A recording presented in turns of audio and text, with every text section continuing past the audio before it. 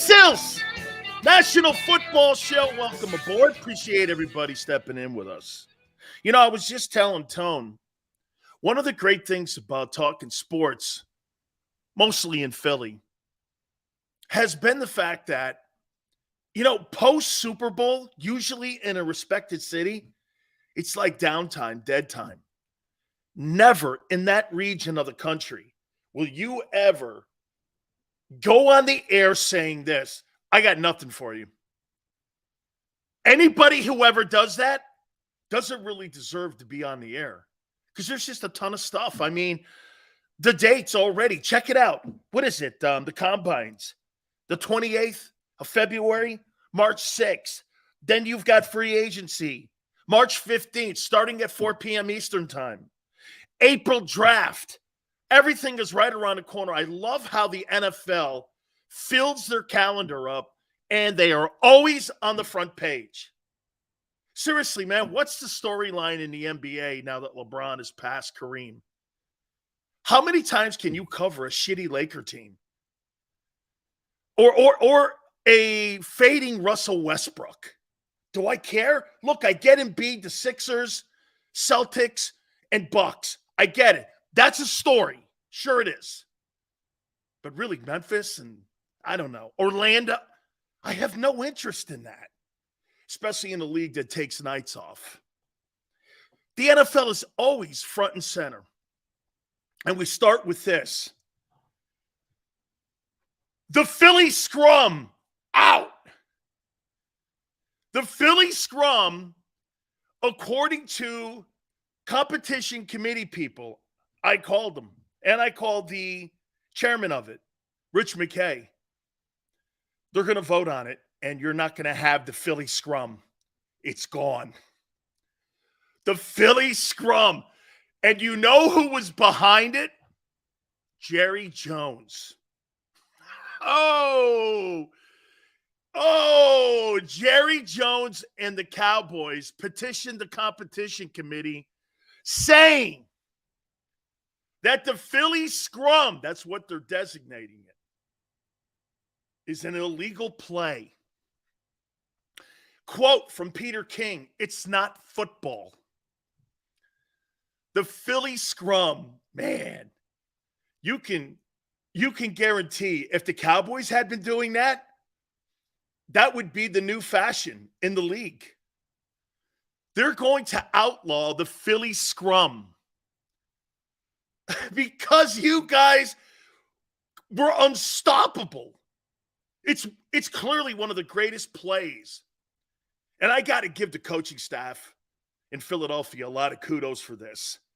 Anybody that can change rules, you did your homework on manipulating the rules. Good for you, man.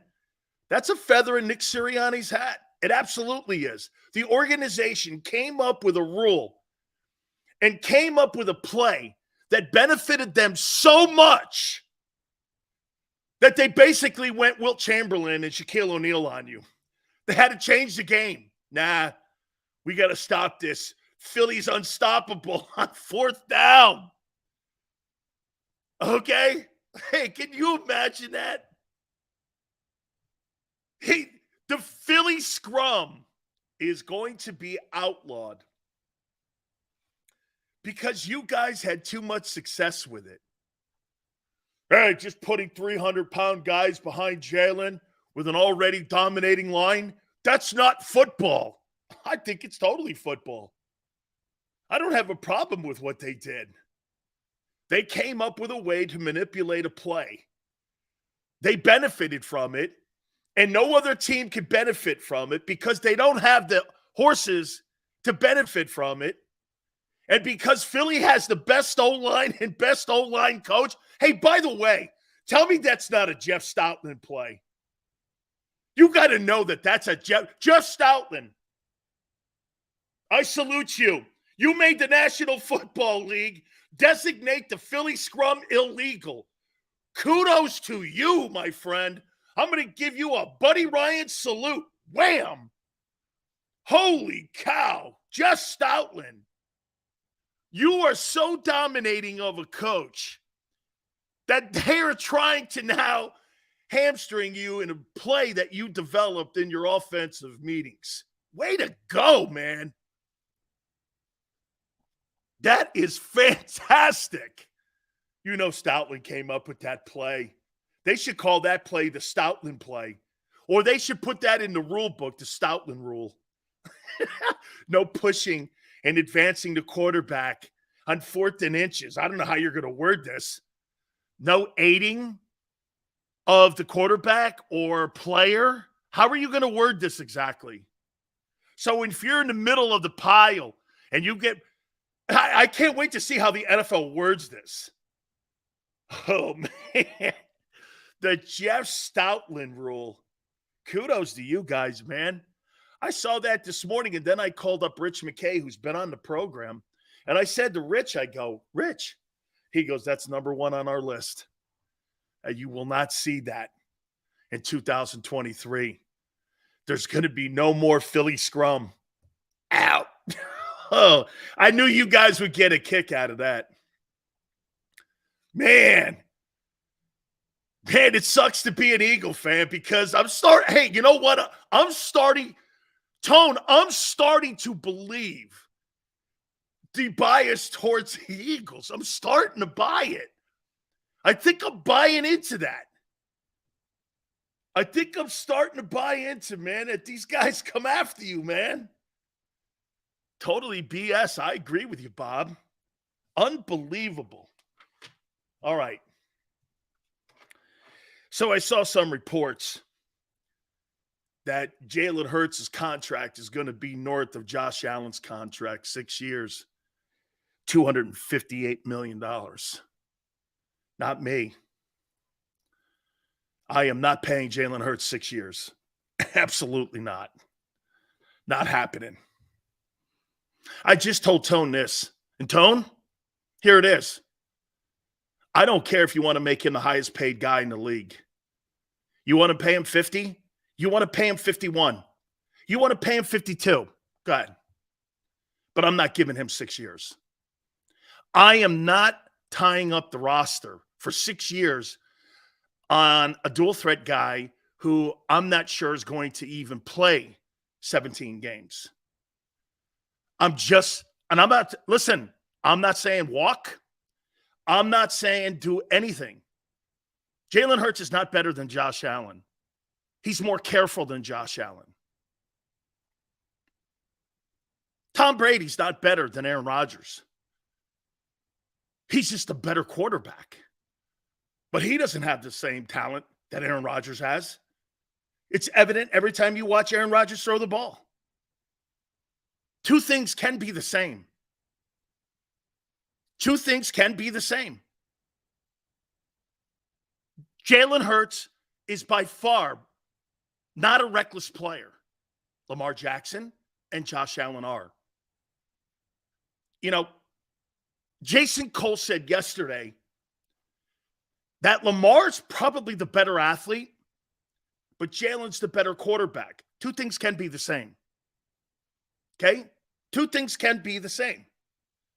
Jalen's just not reckless. He's not better than Josh Allen. He does not throw a football like that guy.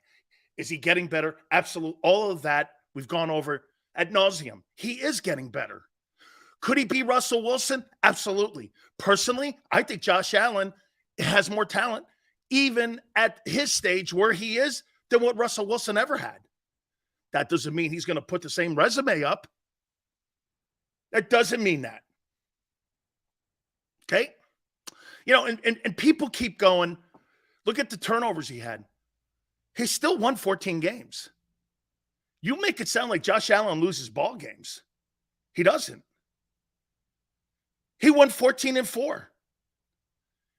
Somehow people have tied that he's not a good player into those turnovers. Can you imagine when they clean it up a bit? They may never lose. Okay? They may never lose. He's not a better talent than any of those guys. However, he's not reckless like those players. Tom Brady's not reckless like, well, I don't say Aaron Rodgers is reckless. He's not. His interception touchdown ratio is absolutely insane, and it's great. He's not really reckless. Okay? But once again, I'm not paying Jalen Hurts 6 years. Absolutely not. Personally, I wouldn't have given Josh Allen 6 years. Just so you know, I'm being fair here. You know, Tone asked me the question. He goes, Sills, do you think Baltimore will trade Lamar on draft night? I don't think so. I don't think so. But you got to remember, here's a guy, last 3 years, has missed a ton of football. I don't want to get caught into a guaranteed contract with a guy who can't finish a season. I can't get caught into that. So I would look at what Tone said and go, well, I don't know, man. San Francisco goes an awful long way every year by not paying their quarterback and filling their roster up. Is that the right way to go? And by the way, the reason that, hey, how about this? You know, and I was telling Tone the reason why I'm not giving. Look at Derek Carr. Derek Carr was cut. $40 million a year guy, cut. Didn't work out for whatever reason in Oakland / Las Vegas. Didn't work out. Name me a contract. Let's take Mahomes out of it. Name me a contract that you ever remember where a guy fulfilled it and went the full distance with the contract, and he got another one of these big deals. Name me one. Let me think. Name me one in NFL history where a guy fulfilled the contract. Tom Brady? Okay. Brady? Mahomes? I mean, Jesus. That's not Jalen Hurts. That's not Kyler Murray. That's not Josh Allen. Okay? It's not. These contracts never get fulfilled. And you're always at the end going, gee, man, look at what he's making his last 2 years on the contract. And you never get the money out of the contract. Those contracts that these NFL teams and owners put in front of these players, again, they end up regretting it. Look at the Dak deal. Dak Prescott, look at that deal. You don't think the Cowboys want to get out of that? Think about this. Brock Purdy went further than the Cowboys. And they paid Dak $42 million to get bounced. Brock Purdy's $937,000. Not only did you beat him, he makes it to the NFC Championship game. Once again, I'm not suggesting to you that Brock Purdy's better than Dak, but his financial situation is.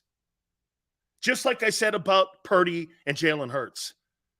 The 49ers financially are in a great place. They got to figure out the position. This is what's killed them the last 7 years. Okay? Dallas, again, has to regret that contract.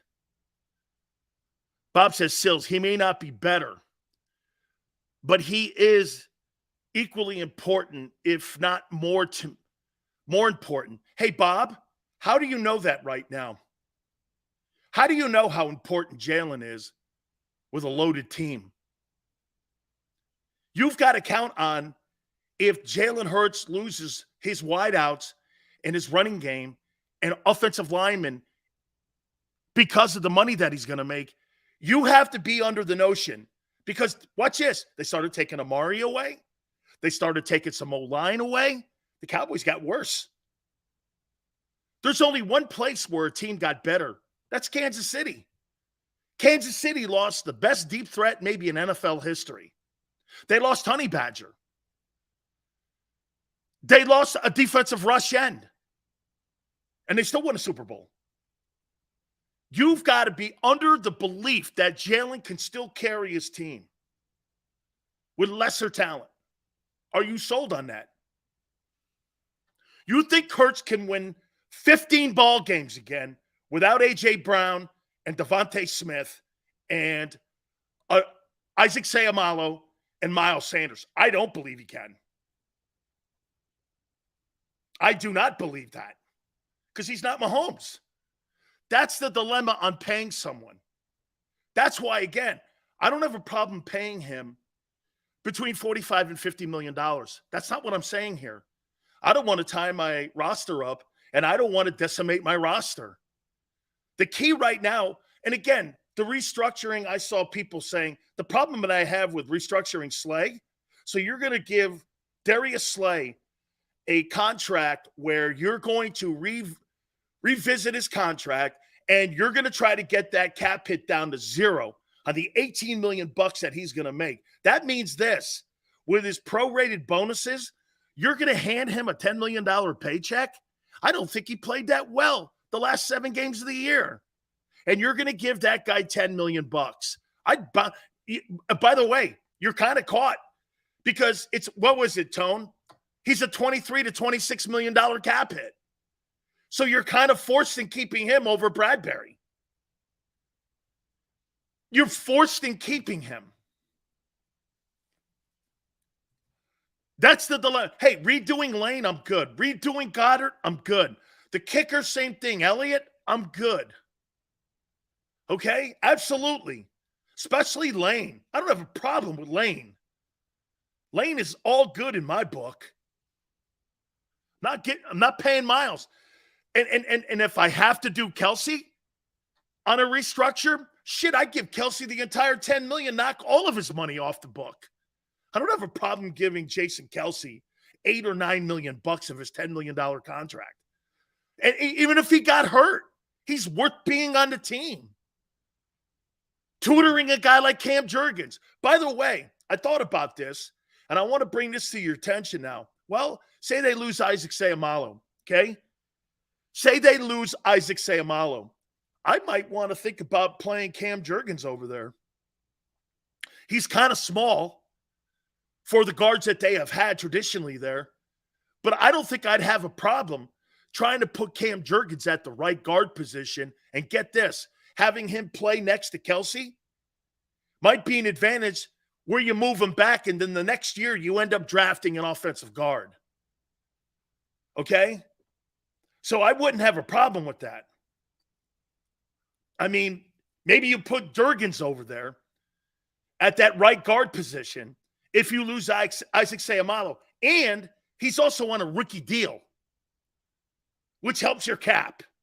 You're not re-signing Isaac. He's going to make $12, $13 million. And there's going to – him and CJ are going to get a ton of suitors to go after him. Jack Driscoll, right guard. I'd like to give the kid Jurgens a shot. Why not? You drafted him in the 2nd round. I would say this to you, Real. Jesus, isn't any of those guys going to pan out from last year's draft? I mean, somebody's got to play. Right? Somebody's got to play. Somebody's got to contribute from that draft, and not just the backup tight end. Somebody's got to do something from that draft. I mean, put Jurgens over there. Let's see what he's got. All right. I want to throw this at you here, too. By the way, I'm going to talk about Howie Roseman here in a second. Jason, Jordan Davis sucked this year. Sucked. Don't give me he looked great. He sucked. 0 sacks, very little impact. For the 13th pick, hey, I'm gonna tell you, I'm gonna bury something here. Do you know who Pro Football Focus said was the most improved player on the Philadelphia Eagles this year? Not a quarterback. Guess who Pro Football Focus said was the most improved player? Who do you think was the most improved player, according to Pro Football Focus, on the Eagle team?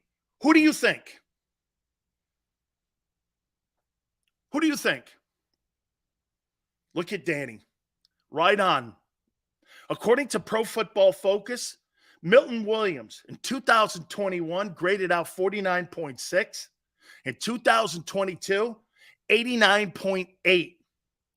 His second season was awesome against the run, and according to Pro Football Focus, is one of the best tackling defensive tackles at his young age in the league. This is why, my friends, Milton Williams is going to be the starting defensive tackle next to Javon Hargrave and not Jordan Davis. Milton Williams is showing more progress and promise than Jordan Davis. That's a fact. That's not my opinion. That's not my opinion. They're calling him one of the better tacklers. Here's the word. Really good against the run. Plays under his shoulder pads. Plays with leverage. Graded out one of the highest defensive tackles in the NFL this year for such a young player.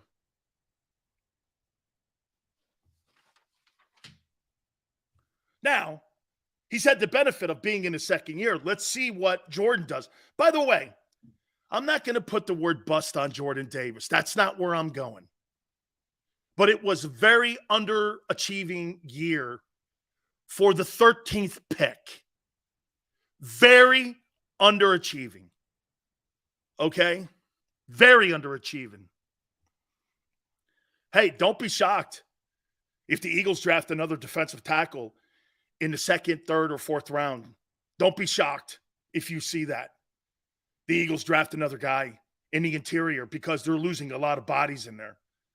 Linval Joseph, Adama Sue, probably Fletcher Cox.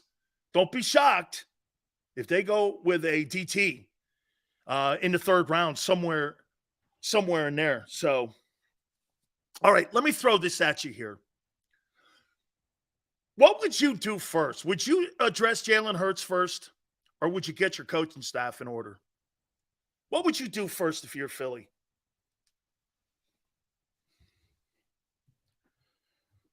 What would you want to do? By the way, I threw out Eric Bieniemy. So Eric Bieniemy is going to be the offensive coordinator in Washington. So you're going to have Jack Del Rio, Ron Rivera, and Eric Bieniemy on the coaching staff in Washington? Jesus. Why did the Eagles look at him? They're looking at Vance Joseph. They're looking at the guy that I told you guys to look at from Seattle/Chicago, Deceni. I told you about him. He's a young and up-and-coming guy. I would not be surprised if they bring him in here in Philadelphia for a interview. I told you about him. He's a great young-minded guy. Okay? Okay, so look at, so Eagle goes, Del Rio's trash. Really? He beat your ass this year. He took it to your Eagles this year. What are you talking about, Del Rio's trash? You beat him up in the first game. They turned around and whipped your ass. They hung an L on Philly. They hung an L on Philly. L. Yeah, look at 91 goes, yeah, we took it to them. Washington didn't make the playoffs, though. They weren't a playoff team. You took it to another non-playoff team. Congratulations. You beat another shitty team up. And then they turned around and beat you like the Saints did. Yeah, okay. What's important? What do you think? Getting the coaching staff in order or dealing with Jalen first? What do you think? I'll get to why CJ was fined. What's important? Getting the coaching staff in order or addressing Jalen? I think it's coaching too, real. I think you got to get your house in order first. Who's going to be your coordinator? Who's going to be the people that you want to put, a system around? Man, here's one thing I don't like about the Vance Joseph thought and them interviewing him. Man, he's a 34 guy. That means you have to put Hardgrave back on the nose. Whew. And the backup would be Jordan Davis. He's not a nose guard. Okay? He plays too high for nose in the NFL, and he'll get drilled off the ball like he did in the Super Bowl. He got drilled off the ball in the Super Bowl. Jordan Davis had his worst game of the year in the Super Bowl. He looked terrible. He was terrible in that game. And you're going to put him on the nose? I don't think so. I'd put Hardgrave on the nose before I would do that. I think you got to get your coaching staff in order. And Sirianni came out publicly, gets what he said. He goes, hey, man, so my coordinator offensively is going to be the play caller. That's not Nick Sirianni saying that. Howie Roseman's doing that, which means Howie's making the hire. Here's again one of the issues that I have with Howie Roseman. Why is Howie Roseman in the process of hiring an offensive coordinator? Isn't that the head coach's responsibility and the owner? How is Howie involved in that? I'm not saying he shouldn't be in the room to hear the guy talking, but why does he have any decision on what a coach is going to be on the sidelines on game day? What is that? If Sirianni is this great coach, you don't trust him? Yeah, listen. So Eagle goes, because he's the GM. Yeah, that's right. I'm very sure Sean Payton's listened to the GM on assistant coaches that he wants to bring in, like Rex Ryan. I'm sure that Pete Carroll listens to the general manager up there, Schneider, and he tells him who they're going to hire on his coaching staff. Absolutely not. Or Belichick. Or anybody that's anything worth of weight in the NFL. You think Andy Reid listens to the general manager on who he's going to hire as an assistant coach? That's ridiculous. That's ridiculous. Nobody does that. Nobody who's worth a shit as a coach does that. Hey, what do you think? Who should we hire? You got all these voices, and it should stop with your head coach. The more and more I see how this organization's run, the more and more Nick Sirianni is a figurehead. He has no say on the coaches. He has very little say on the scheme. Think about this. If Nick Sirianni has no idea what the scheme of the defense is going to be. If you're bringing in Vance Joseph, that means they could change the entire defensive look from last year. Think about this. Hey, do me a favor. What was the Eagles ranked overall? What was the ranking overall? Even though I'm not a Jonathan Gannon guy. What was the ranking? Tone, what was the ranking on the Eagle defense in what they put up this past season? What was the ranking? I'm going to show you how lunatic this is. Tone said number 2. So think about this for a second. By the way, John McMullen's going to join us in a second. I want to show you something one more time here about Howie and the influence he has on these coaching hires. So the Eagles were number 2 in total defense this last year. You bring in Vance Joseph. Do you have 34 personnel? How do you know your linebackers have to be exceptional cover guys in a 34? They struggled this year covering tight ends and backs out of the backfield. You got linebackers on that team right now that could cover running backs and tight ends. If you play a 34, why would you change your whole entire scheme where you were number 2? Vance Joseph runs a 34. That's who he is. He's always run a 34. And that's predominantly a 5 front or a 40 front. I'm not saying the Eagles couldn't adapt to being a 34 with all the free agents. And the reason we are bringing John McMullen on is because there is a ton of question marks on the football team, and I want to get John's thoughts here. And we're going to play a little game of in and out. John, I appreciate you coming aboard here with us. And I first want to get your thoughts on the Super Bowl and your just takeaway from what you saw at the Super Bowl, you being there and all. Just your takeaway. Missed opportunity. I mean, I thought the Eagles had control of the game at halftime. They did. They dominated the first half of football. I think that gets lost in obviously the final result. And they fell apart in the second half. And, you know, there's a lot of excuses, but bad field. Everybody played on the same field. Kansas City played on the same field, so I'm not buying that. James Bradbury at the end of the game. Look, he admitted it was a holding. So As far as that controversy goes, that's over. I mean, once the player admits it was holding, and he wishes he got away with it, but he didn't. I have no problem with that. And the defense, did not perform well. 4 possessions would have been 4 touchdowns had not Jerick McKinnon be a savvy player and kneel down to essentially seal the game with a chip shot field goal. But I think the Eagles, and I think you saw Howie Roseman yesterday, was, I don't want to say depressed, but use whatever term you want to use. He looked, the loss hit him hard because he knew they were the better team. They were the more well-rounded team. They had him where they wanted him, and they let him off the canvas, so to speak. And Patrick Mahomes and Andy Reid got the big right cross and knocked them out. John, in the second half, tell me if this is what you saw.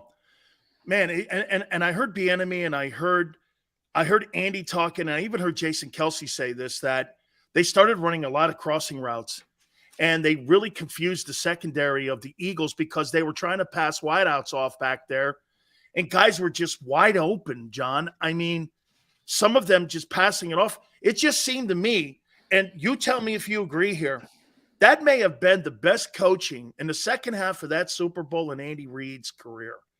Yeah, that's as good as I've ever seen him with clock management, which was always a thing in Philly with him. His situational play calling, they had to score. Like you said, they could have scored on every possession. Shit, they still would be scoring if the clock didn't run out. I mean, do you agree, John? That was just masterful. Well, first of all, Andy Reid's a great coach. So he's always a great coach. I think the people that sort of went down that route with Andy Reid were wrong to begin with. I said it leading up to the Super Bowl. One thing with the extra week is Andy Reid's going to have his team prepared. So none of that is any kind of surprise. You're talking about a first ballot Hall of Fame coach. So, I expect him to be on his P's and Q's basically at all times. I do think it's funny because in Philadelphia, and I hear it all the time, a lot of Eagles fans don't like Jonathan Gannon, and you hear this buzzword, adjustments. You got to adjust. You got to adjust. I think it's funny. People just throw that word out there. They don't say, what do you mean? Tell me what you want to adjust. They were dominating the football game in the first half. So people say, well, you got to go into halftime and adjust. Not the Eagles. They were dominating. What are you adjusting from? They should have been up 24-7 if it wasn't for the uncharacteristic Jalen Hurts fumble. So, you can throw that in the toilet, that criticism, because that makes no sense. What are they adjusting to? But then you do have to, as Jim Schwartz would tell me, there's no such thing as halftime adjustments because you're adjusting after the first drive. You know that from playing. You got to constantly adjust. So that's number 2. But here's the thing where I criticize Jonathan Gannon. He was unconventional. He played more man coverage than he has all season. Why? Why are you changing in the Super Bowl? He blitzed more than he typically does. Wasn't his biggest blitz game, but it was, I believe, top 3. He blitzed more than he normally does. The Eagles got bitten on that 0 blitz down near the goal line. And then you talk about, so you go through 19 games and you play one way, and all of a sudden you get to the biggest game of the all, and you play the biggest game of them all, and you play a different way. I would go, NFL Films put out, for all these out scheme people, NFL Films put out the Sky Moore touchdown when guys are mic'd up. Kansas City didn't even run the play they were supposed to run. It was a cluster, It was Keystone Cops. They didn't line up right. Patrick Mahomes was able to recover and get Sky Moore coming in motion. Wasn't even the play they were supposed to run. So I think all these narratives sort of get blown out of proportion. back when the Eagles beat the Chicago Bears in the playoffs, the double doink game. Golden Tate scored a big touchdown for people that remember that. Didn't even run the right route. Didn't know the play, didn't run the right route, ended up well. That's what happened with Kansas City. So I partially agree. Andy Reid's a great coach. He's a great coach yesterday, today, tomorrow. The problem with Andy Reid is people criticize Andy Reid. They don't know what they're talking about. He might be a Mount Rushmore coach. You know, he might be top 4 all time. He's certainly top 10. And then you can sort of argue from there. But Andy's always a good coach. 22 postseason wins now with that Super Bowl. Only Belichick is ahead of him in postseason wins now. So, John, elevating from within, are the Eagles just doing their due diligence? Are they really looking at potential outside guys? Or is it Denard Wilson and Brian Johnson, the front runners, to be both coordinators? Well, Brian Johnson's going to be the offensive coordinator. That's basically a fait accompli. Now you have to go through the Rooney Rule. You have to bring in people from outside the organization, at least one. So you can't just, for the people saying, why don't you just promote him? You can't do that. You got to go through the NFL rules. But I think defensively it's more open-ended. I think Denard will have a chance. Sean Desai is a guy they're going to request to talk to. He makes a lot of sense because he's a big Fangio student. You know, I heard you mention a little bit about Vance Joseph. That's a big name people are going to recognize. But, yeah, I don't think he's a fit. Remember, the Eagles brought in Jordan Davis, who didn't play that much, but you don't want to ship. You drafted him for a reason because you're playing the scheme. Hassan Reddick had a phenomenal year, didn't have a great Super Bowl, but he had a great year. You really want to take him out of this scheme. And the larger picture is, you know, number 2 defense, number 1 pass defense. You don't throw the baby out with the bathwater because you struggled against Andy Reid and Patrick Mahomes. I think when the emotion kind of tempers down a little bit, people will realize this was a pretty stinking good defense. I mean, this is the modern NFL. I always say, you know, back when you were playing, Dan, good defense could beat good offense, and usually did. Now it's the exact opposite. Good offense. Now you're just trying to contain people, John. Yeah. Good offense beats good defense, and they ran into a very good offense. John, the only thing I'll say about that defense, that it's been a 2-year issue, that it's the run defense is still, I mean, they got a couple Band-Aids with Sue and Joseph, and when they got into it, I mean, and you got to think about it too.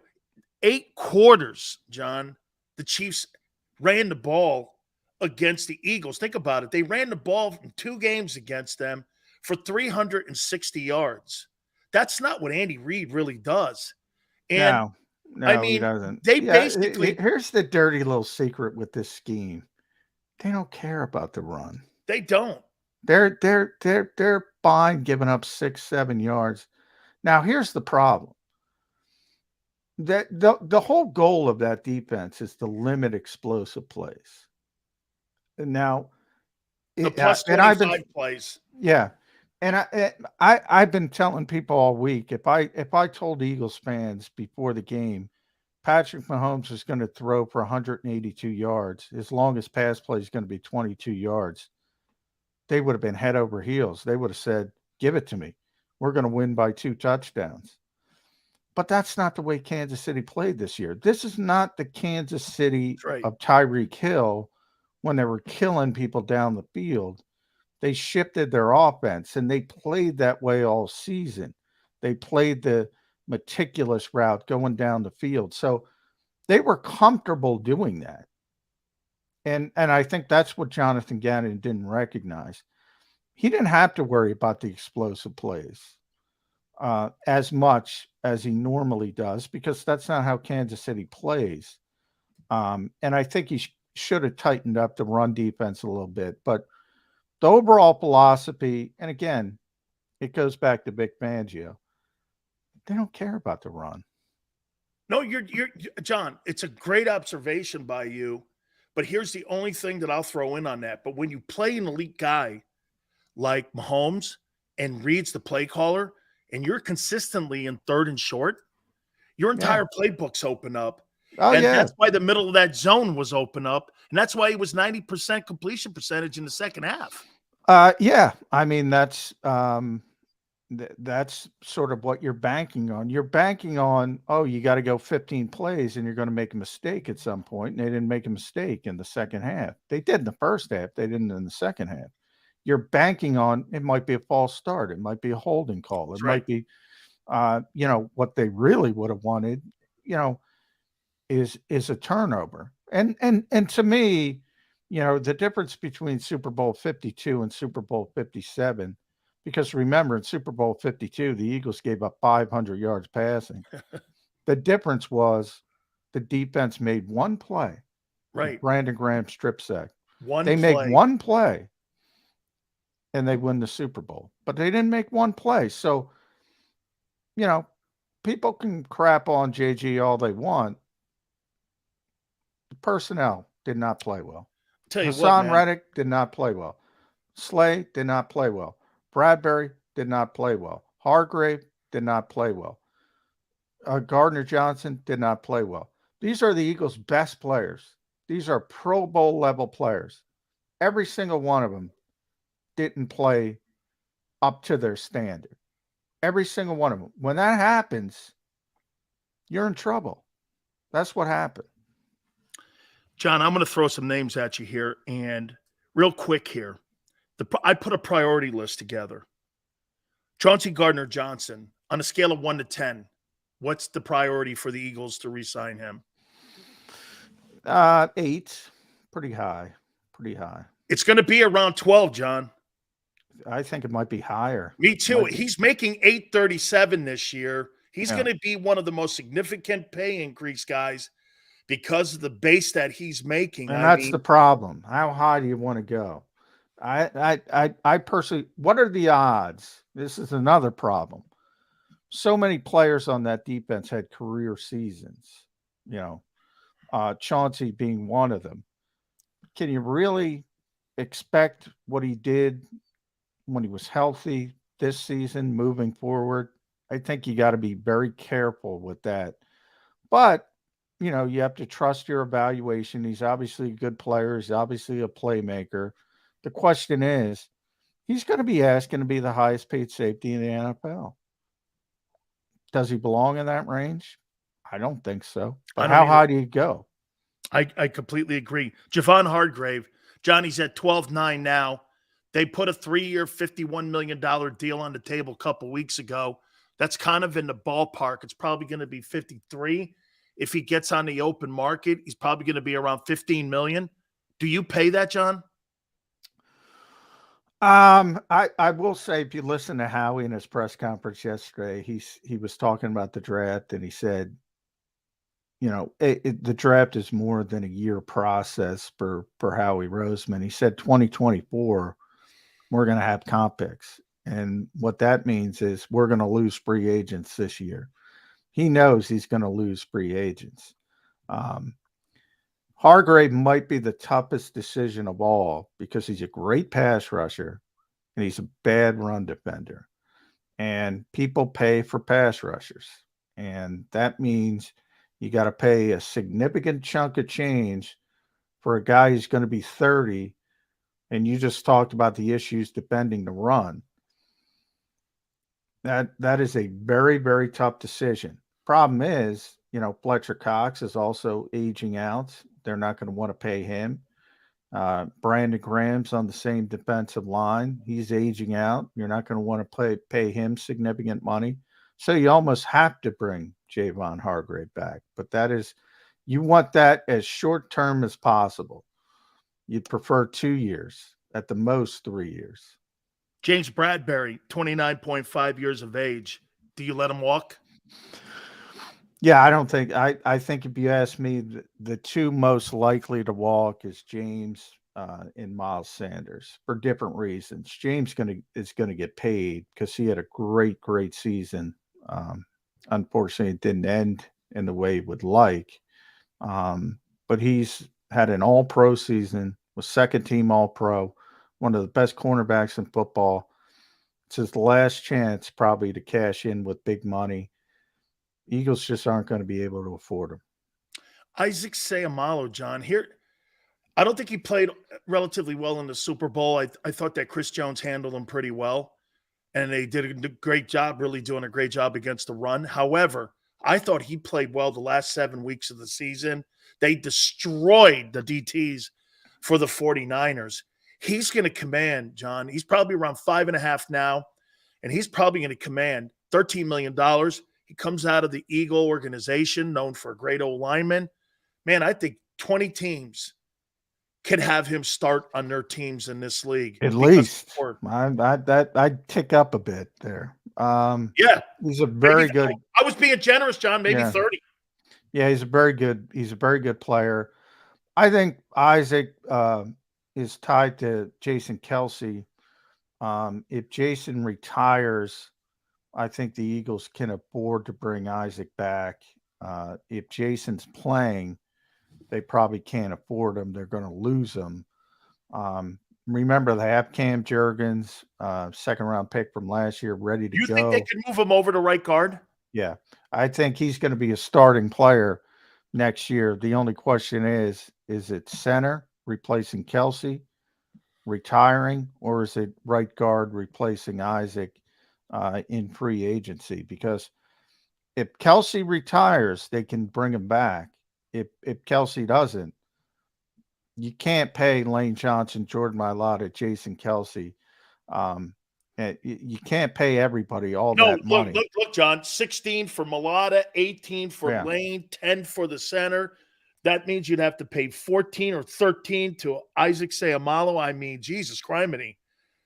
You're talking about they may be the best line that I've seen since the Cowboy line, but you're talking about the most expensive. Hey, 2 last questions here for you. TJ Edwards, Kaiser White, are both back? Are one back? Are both gone? One's back. Same thing with sort of Cam Jurgens. Nakobe Dean is waiting to take over one of those spots. John, are you sure about that with him? No, I'm not. I have more confidence in Cam being ready to play than Nakobe Dean, but I'm just telling you from the Eagles' thought process. They want to keep TJ. The question is, it's a devalued position. How high are people going to go for TJ Edwards? The market will determine that. If he gets too much money, the Eagles will bow out, and they'll probably try to re-sign Kaiser White and team him with Nakobe Dean. But they prefer to have TJ back and team him with Nakobe Dean. So kind of depends on the market. I've seen I know Brad Spielberger from Pro Football Focus put a really big number on TJ. If that's out there, it's going to be difficult to keep him. 7 million, wasn't it? Something like that. It was over 10. It was 10, because 11. Because the tag is 20 at the position, and I said this. He makes 1 point. I think it's 1.3 right now. I mean, John, you're talking a $9 million if he gets on the open market. Yeah, and remember that's a position. I'm not going to give a haircut to Philly that much. Yeah. No, this silliness about team-friendly deals. Look, that's for the Tom Brady types who've made their money. When you're Jalen Hurts and you're going on your second contract, you're not given any team discounts. That's your opportunity to make big money for the first time. I said TJ Edwards, same thing. He's on a second contract. John, I said this to people. I went like this. I go, dude, hometown discounts, they gave that to you this year. Jalen's $1.4. CJ's $800,000. Your hometown deal was this year, not next year. The players aren't going to do that because they feel they gave it to you. Last one, John. Marcus Epps. What do they do there with him? Same thing, linebacker. You're probably keeping one. If you get priced out of CJ, well, then you got to keep Marcus. and team him up with maybe Reed Blankenship, who was a big surprise. If they get CJ back, which is what they want, then they'll probably let Marcus walk. So comp picks. That's what Howie said. We're going to have comp picks, and what that means is we're going to lose free agents. So, they want to keep CJ. If they can't keep CJ, and timing plays into it as well. Like the good thing about Kelsey's going to let the Eagles know to plan, if he's coming back or not. So they'll have an indication and they'll know, all right, we can try to bring Isaac back. With linebacker and safety, you're at the mercy of the market unless you get things done before free agency starts. And Howie will be trying to do that with TJ Edwards and CJ Gardner Johnson. Because remember, that's the type of player the Eagles want to target. Guys coming off their rookie deals, going into their second contracts. They're young. They're ascending in theory. Although it's hard to imagine either of them. They both had career years. That's the problem. Yeah. They had so many players on defense that had career years. To expect them to come back next year and play at that level, it usually doesn't happen. That's why we call career years, because they're career years. No, John, same thing with Miles Sanders. Everyone's like, oh, Miles is a Pro Bowler. I'm like, that guy's not done anything close to what he did this year. And there's nobody out there going to pay $8 million for Miles Sanders. Well, that might help. If the market's not there, and, remember, Josh Jacobs is out there. Dalvin Cook's probably going to get cut. There's going to be a lot of better running backs on the market, and that might help the Eagles bring Miles Sanders back. I don't even know if the Eagles want to bring Miles Sanders back, to be honest. He was one of the easiest disappointments in the Super Bowl. John, I want to sneak one last one. This is about Howie and drafting. I said this, you know what? I went back and looked. In the time that he was the general manager of the team, from 2010 to 14 and then 19 to 23 currently right now, can you name me a cornerback that he's drafted in the 20 years he's been involved with personnel where you went, man, that was a great corner? He's great at making free agent deals.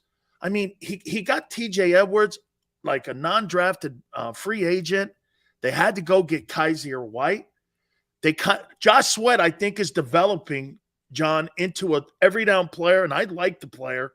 I like him a lot, actually. I didn't at first, but I do now. And you get Hassan Reddick because you kind of couldn't find an edge rusher. I mean, you really feel he's a good talent evaluator when it comes to drafting? I think he's better in free agency, John.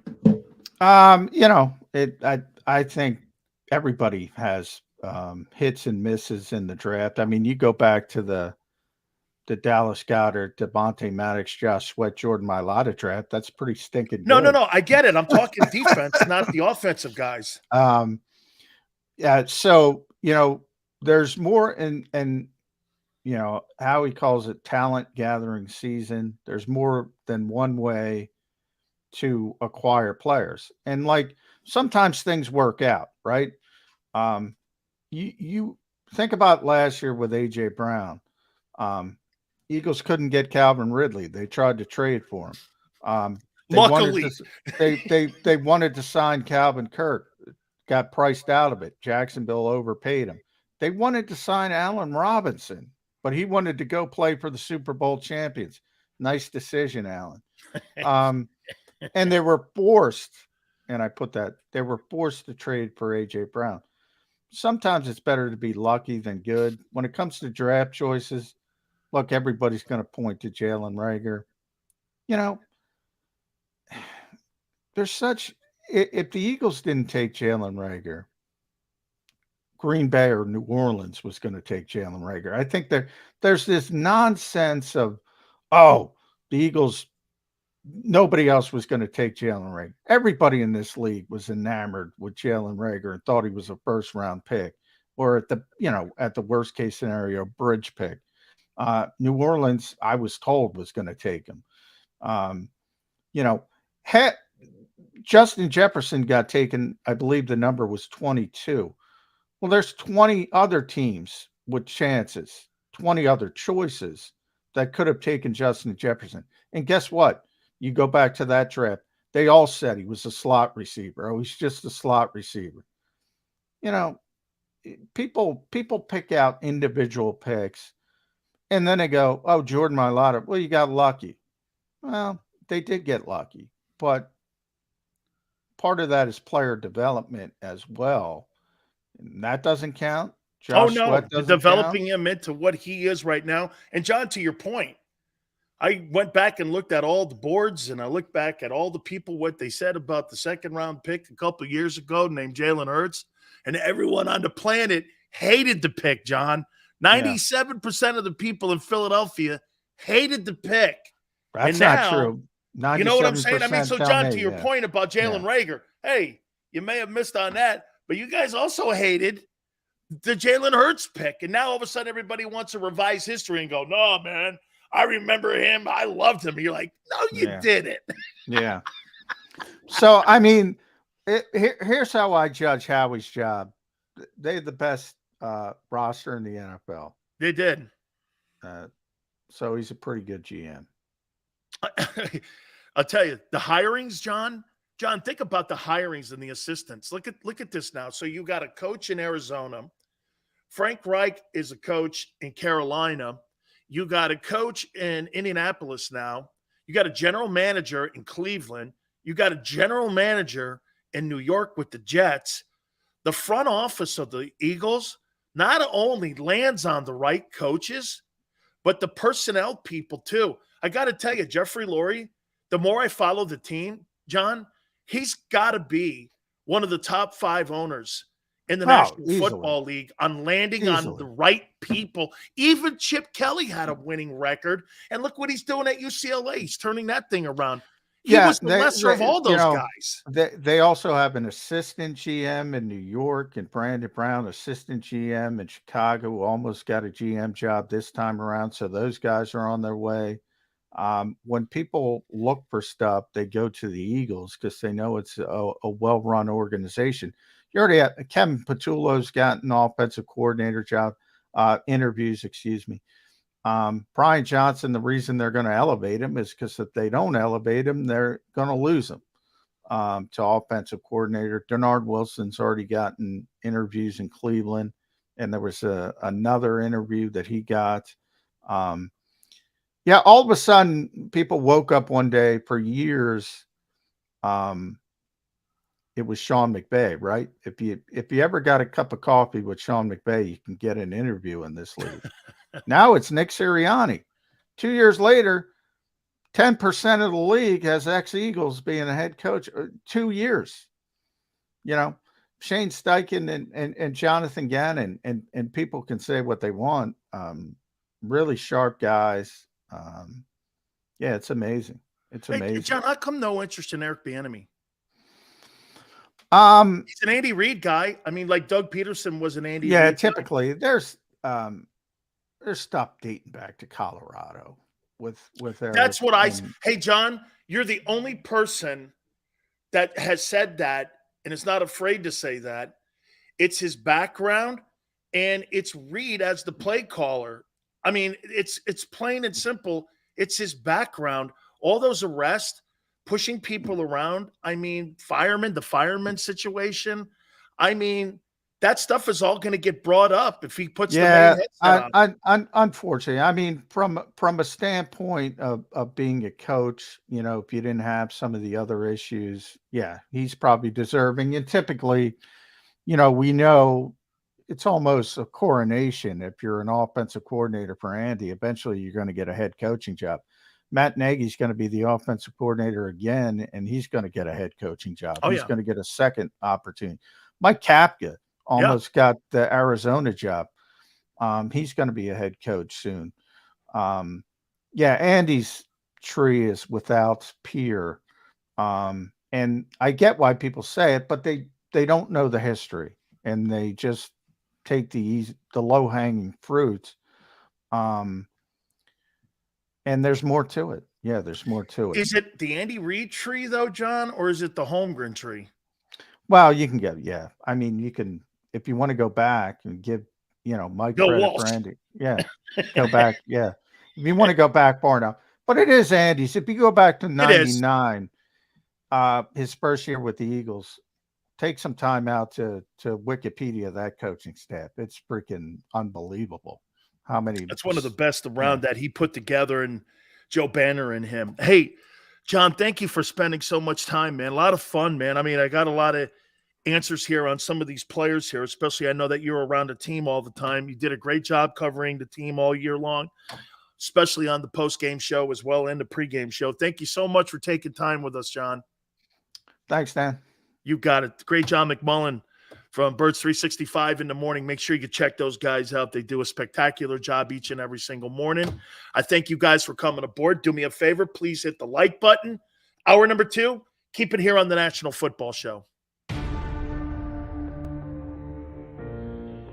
When it comes to the fight against insurance companies, large corporations, and the healthcare industry, injured victims are always the underdog. But that doesn't worry us. At Messon Associates, we're an injury law firm from Philadelphia, and we come to fight. Our clients know that they've got representation with a chip on its shoulder, and it's the same chip that makes Philly the toughest city in the country. Call 215-568-3500 or visit us online at messalaw.com. Messon Associates, the toughest injury firm in Philadelphia.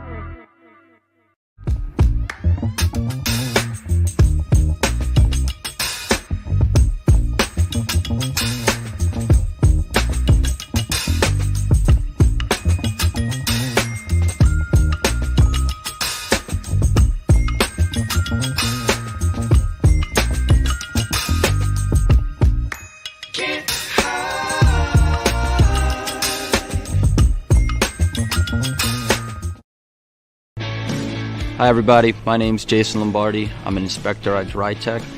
At DryTech we offer 3 major services, the first one being basement waterproofing, the second service we offer is foundation and structural repairs, and then the third service that we offer is mold remediation. If you feel you are having a waterproofing issue, give DryTech a call or check us out online.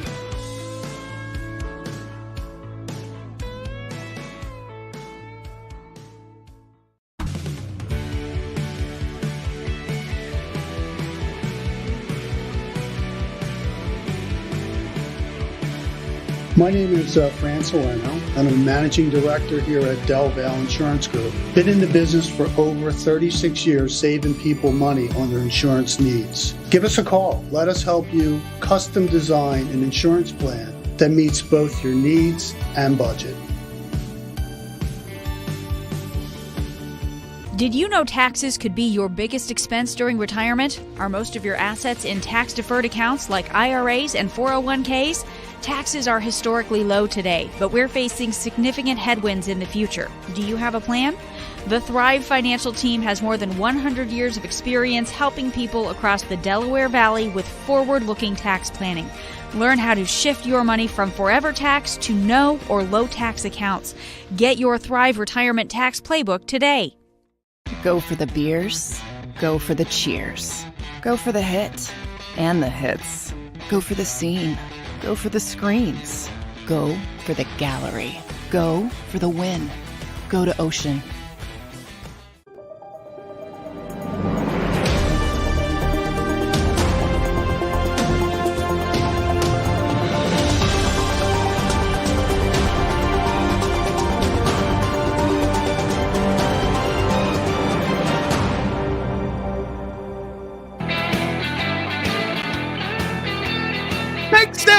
Hour number 2. we're going to take a look at your general manager here. And we're going to look at Howie Roseman here. And we're going to get a proper assessment on him. Let's do it now. So I went back and I looked on the Eagle website because I wanted to make sure. And Tone, just to cooperate with you here, I went back and I looked at the time that Howie Roseman was the general manager of the Philadelphia Eagles. It's a 2-year stint, or excuse me, it's a 2-term stint. Many times he was the director of player personnel. Under Reed, he had assistant vice president of football operations, which was kind of just a, comment that they gave him. Like I said, they put him in the broom closet. So from 2010 to 2014, Howie Roseman was general manager of the football team in his first stint. Then from 2019 to present, that is his second stint as general manager of the Philadelphia Eagles. Tone, that sound right? I went on the website of the Eagles. And unless something's different, general manager 2010 to 14, and then he was put back in that position 2019 to 23. Let's take a look at him in his drafts and what he has accomplished in those drafts. So we're going to go back to 2010 here. And we're going to look at the players that he's drafted. Because again, John McMullen just said the draft is going to be an important part of the process of retooling the team. Okay? It's not a rebuild, because rebuilds are for teams that suck. Here's 2010. Howie Roseman's first year as general manager.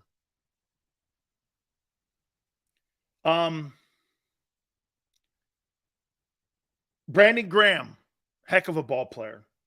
After that, Nate Allen, Daniel Tio Nassim, Lindley, Clayton, Kafka,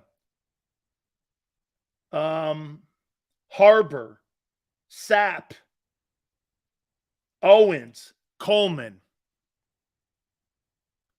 They got Brandon Graham out of that. Doesn't sound like much of a draft to me.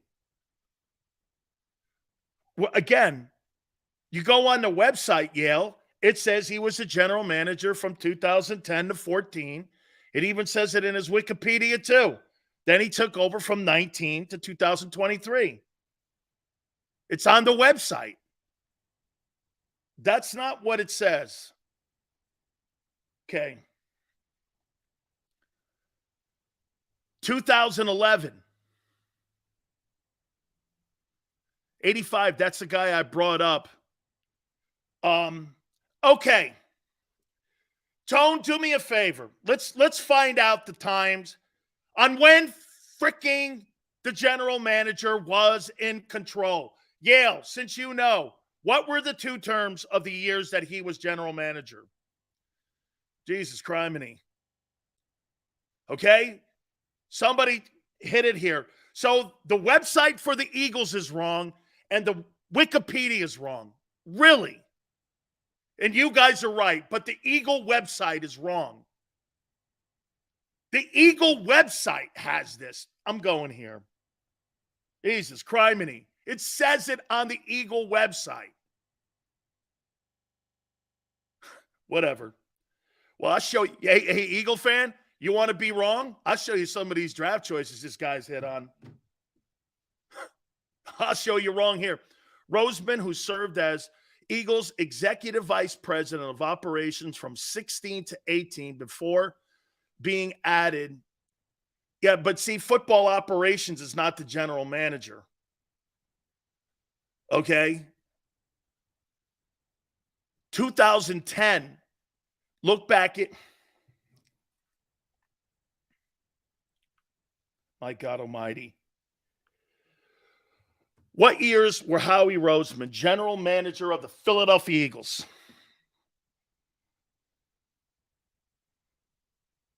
Howie Roseman, Philadelphia Eagles, website.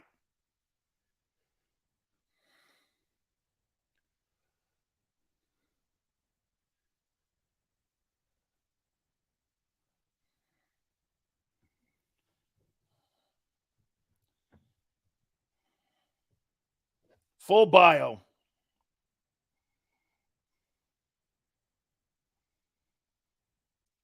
Full bio. 2010 to 14, 19 to 23. Okay. Philadelphia Eagle draft choices.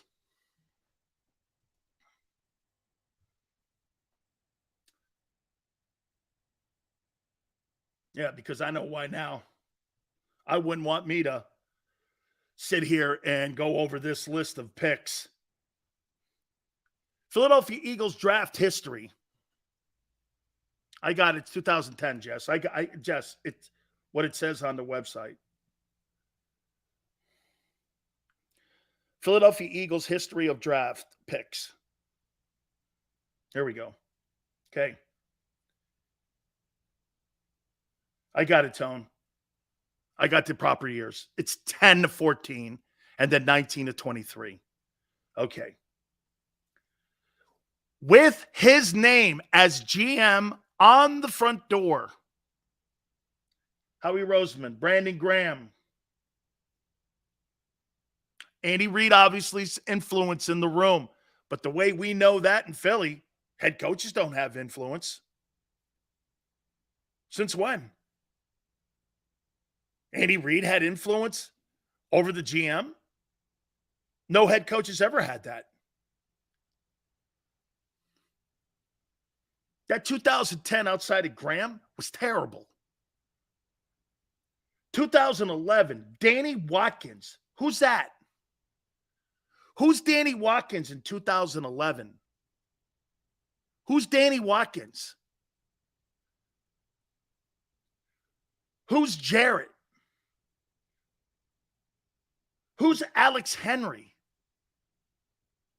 Who's Deion Lewis? Chasing Kelsey in the 6th round probably saves that draft. Hey, Stanley who?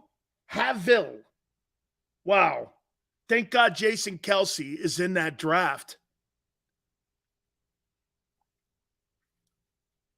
2012. Fletcher, outstanding pick. Kendricks. Who? Michael Kendricks? Vinny Curry. All right. Nick Foles, Super Bowl MVP, got him in the 3rd round. You know, it seems to me this guy does a better job in later picks. Dennis Kelly, Brandon Washington. The 12th draft wasn't bad. 2013 is maybe his best draft.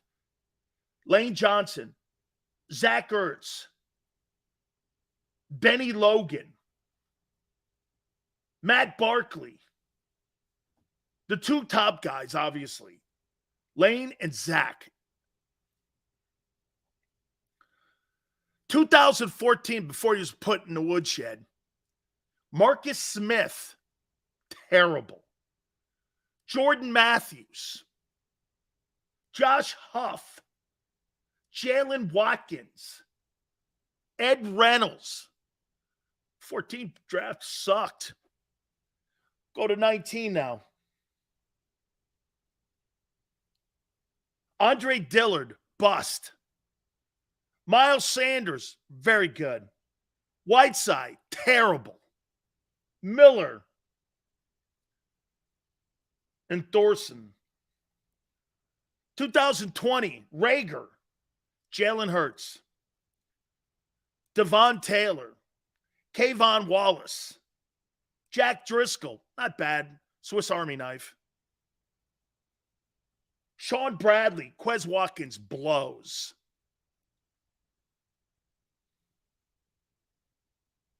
(2021) Devontae Smith, Landon Dickerson, Milton Williams. This is turning out to be a great draft. Kenneth Gainwell. This 21 draft is maybe his best.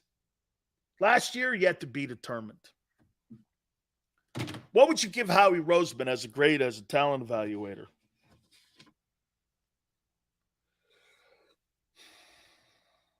What would you say what would you give him as a guy who's going to have to build his team through the draft this year and not through free agency because the quarterback salary? A C? I don't think it's a D, Chris. Because there's a couple Hall of Famers in there. Got to be fair. Got to be fair. There's a couple Hall of Famers in there. And some productive players. Brandon Graham, very productive. Milton Williams is turning out to be somebody. Yale goes, I think Howie's of top 5 GM. That's not really the question I asked. I asked him as a talent evaluator for the draft. C+. Watch this. To Yale's point, though. Yale, watch this. So if Howie Roseman's a C+ in talent evaluation when it comes to the NFL draft, as a free agent guy, he's an A. So you're probably talking about a guy as a general manager when it comes to being a personnel guy for both free agency and the draft. You got a general manager that pretty much gets a B for being a complete talent evaluator. Is that someone you would trust with a grade of a B? Yeah. That's not bad. He's an A for cutting deals. And Tone just goes like this. Hey, guess what? You can't be great at it. You can't be great at everything. It's true. There's so few guys that are good at both. Free agency. Well, wait a minute. I think Ozzie Newsome is, or was. I think Ozzie Newsome, in my opinion, as a general manager at finding talent, okay, like Suggs and Ed Reed and Ray Lewis and Bryant McKinney and Jamal Lewis. You know what I'm saying? And then making deals for Rod Woodson, Deion Sanders, Anquan Bolden. I thought Ozzie was probably the best general manager. Okay? Probably the best general manager that we've had in the last 25 years. I thought he was an exceptional defensive guy, his mentality, and he was a Hall of Fame player too with the Browns. Okay? The Niners are doing very well too. I think John Lynch is doing a really great job, but here's the problem with John Lynch. I mean, who's that kid they drafted from Stanford at defensive line? That is now, I think, with the Raiders. Who's that guy they drafted instead of taking Christian McCaffrey? Who was that dude? They took a D lineman, Solomon something. I don't know what. Solomon something comes to mind. And they drafted this defensive lineman out of Stanford, and he stunk. And it was like a third pick or something like that. It was a really high pick. Solomon Thomas, he was terrible. And that was like John Lynch's first Solomon Thomas. He was terrible. I mean, yeah, they all miss. And guess what? And at the end of the day, you go back, and I guess what you do here for a general manager, you kind of put it all together. Because, like Yale says, top 5 general manager. How about this, Yale? Watch this. Howie Roseman. You know what? And somebody brought something up, and I'm gonna make sure I clarify it when it comes to, it's not so much that Howie Roseman helps pick the head coach or the head coaches and assistant coaches. It's the fact that you undermine your head coach. That's my take on that. Sirianni has no say. your head football coach is an interchangeable part in Howie's world. That's my point. You're right. He goes, wait a minute. Sileo's killing Howie Roseman for picking the assistant coaches, and he's been pretty right on him. But what you do is you undermine your head coach in the process. You clip his wings. Okay? You clip his wings. That's my take on Nick Sirianni. Nick Sirianni has no say. He may have some input, but he has no say in who these coordinators are going to be. He has none. Because why? The guy who's going to put the talent around who he hires at these coordinators, it's not Sirianni. It's Nick. It's Nick that's going to be doing this. Okay? I mean, it's Howie that's going to be putting all of these guys around a scheme that Nick's just going to be coaching. Nick's not going to pick a 34-43 because Howie's going to sit down with the new coach. This is where we're going here. See, basically what he does, Howie, he creates 3 head coaches in one. Jonathan Gannon worked with Nick Sirianni, but Jonathan Gannon worked for Howie Roseman. Here's the example. They couldn't stop the run. He didn't go to Nick. He went to Howie.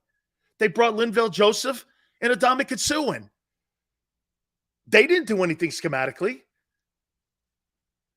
They didn't do anything schematically to, and actually, as a matter of fact, they never righted it. They never fixed the run defense. Right? They never fixed it because the coordinator couldn't. He went to Howie. Hey, we got to get some people in here because we're not able to stop the run. I mean, they didn't Dan Quinn it. They went to Howie Roseman. This is Howie's show. Now, to Yale's point. Okay, watch this. How's Howie at making trades for like A.J. Brown? And watch this. A.J. Brown, Darius Slay, right? That's some pretty good moves there. And you somehow recouped a pick you gave to Tennessee through New Orleans, so you have 2 first-rounders. So think about what you did. You picked up a top-flight player, could have been the biggest impact player on trades of anybody in this past season, was A.J. Brown going to the Eagles. I'm trying to think, was there anybody on Kansas City that had a bigger impact than A.J. Brown? I'm trying to think in San Francisco. They went further. McCaffrey was a big impact, no question about it. A.J. was a bigger impact, though. Darius Slay, they stole him from the Lions and Matt Patricia. They stole this guy. So when it comes to making deals like this, Howie gets an A, man. Look at the free agents, like John McMullen just said. Look at all these guys having career years. It's his best free. It's one of the greatest free agent classes I've ever seen go into a team and have the impact. Reddick, Bradbury, C.J. Gardner, all these. I mean, Kaiser White, all these guys, all of these guys, all panned out. Okay? All panned out. G says, Sills, would you agree our defense was all style, no substance? G, here's my problem with your defense this year, and it wasn't who they were. They never validated themselves. Kansas City exposed them. Here's who they are. Don't ever tell me that you had the best corners in the NFL when you don't play man coverage. And when you tried playing man coverage, like John said, in the Super Bowl, you were killed. They confused themselves. They did something that they untraditionally do. They played man coverage where they didn't play it all year. And Andy Reid schemed them to death. Running crossing routes, they were so confused, and the secondary guys are coming wide open. Juju Smith-Schuster's not that good. Juju Smith-Schuster belongs in the Canadian League. He belongs in the Canadian League. They were not. And by the way, you're going to pay Darius Slay $18 million this coming year to play center field? Man, what a waste of money. I'd rather have a lesser guy back there at lesser dime. That's what the Chiefs did. Chiefs put 2 rookie guys on the corners because they lost them in free agency. And they put 2 rookies on rookie deals. Kansas City's defense may not be spectacular, but it's good enough with Mahomes on the other end. It's good enough to win a Super Bowl. They proved that. Kansas City has nowhere near the roster the 2022 Eagles had. Nowhere near it. It was good enough to beat, because you know what? Fundamentally, they couldn't stop the run, and they can't play man coverage. That's why Mahomes in the second half of that Super Bowl had a 90% completion percentage. He could have completed passes with a blindfold. They couldn't stop him. And like I said a couple days ago, one of the things that was evident in that game, the only incomplete pass he had in the second half was a throwaway. So watch this. Talent evaluation on the draft, C+. I'm starting to think that's not that bad a grade now. How about his evaluation on coordinators? He did get Doug right. Right? He was part of that process. He had to be. Had to be part of the process of getting Frank Reich in the building. I don't know. I think that's an A too. Free agency, I think that's an A. Balancing the cap, that's an A too. So Yale, to your point, making trades, gathering draft picks, A. College drafting, C+.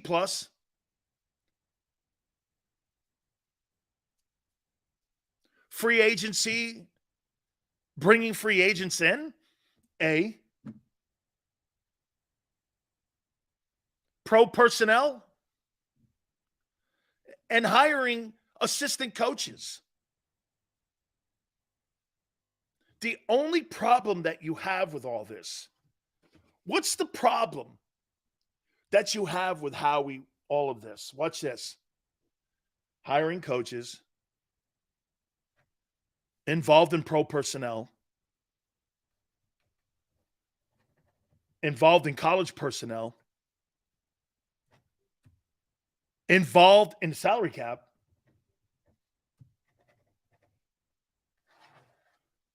What's the problem that you have with this? You got this guy involved in every single aspect of your football team. And your coaching staff, which is the direct developer of the talent that's in the locker room. Remember some of you guys, it's total control. It totally is, Danny. But wait, before we sit here and cast a stone at it, this is why having a guy like Brandon Graham and Fletcher Cox in the building, you have to understand this. Because I agree with you guys. I think they respect Nick Sirianni in the building. And I think the players respect him. Because you know why I think the players, and I don't, hey, okay, it is ego. It is ego. But wait a minute, guys. Before we throw a stone at Howie on this, the players in the building, especially this team, do we not agree? They know that Nick works for Howie. And Nick is cool with being in a submissive role in that. And Nick works his ass off and works just as hard as the players to get you ready for Sundays. That the players in that locker room respect that. You bring a whole new crew in, and you bring a whole new free agency group in, do they know that? Do they know that? Because a blind man could walk into that locker room and go, this guy has no say, like they do in Dallas. See, when free agents and rookies walk into Dallas's locker room, they have no respect for Mike McCarthy. But in Philly, you know what they've done? They've created, and I mean the players, have created respect for Nick. That's the Eagle way. That's different than Dallas. Dallas has no respect for anybody in that building but Jerry Jones. Here, watch this. The face of the franchise in Dallas is Jerry. The face of the franchise in Philly is Jalen Hurts. The face of the franchise in Kansas City is Patrick Mahomes. The face of the franchise in Cincinnati is Joe Burrow, Allen in Buffalo, Wilson in Denver. The only place on the planet that you have that dynamic is in Dallas.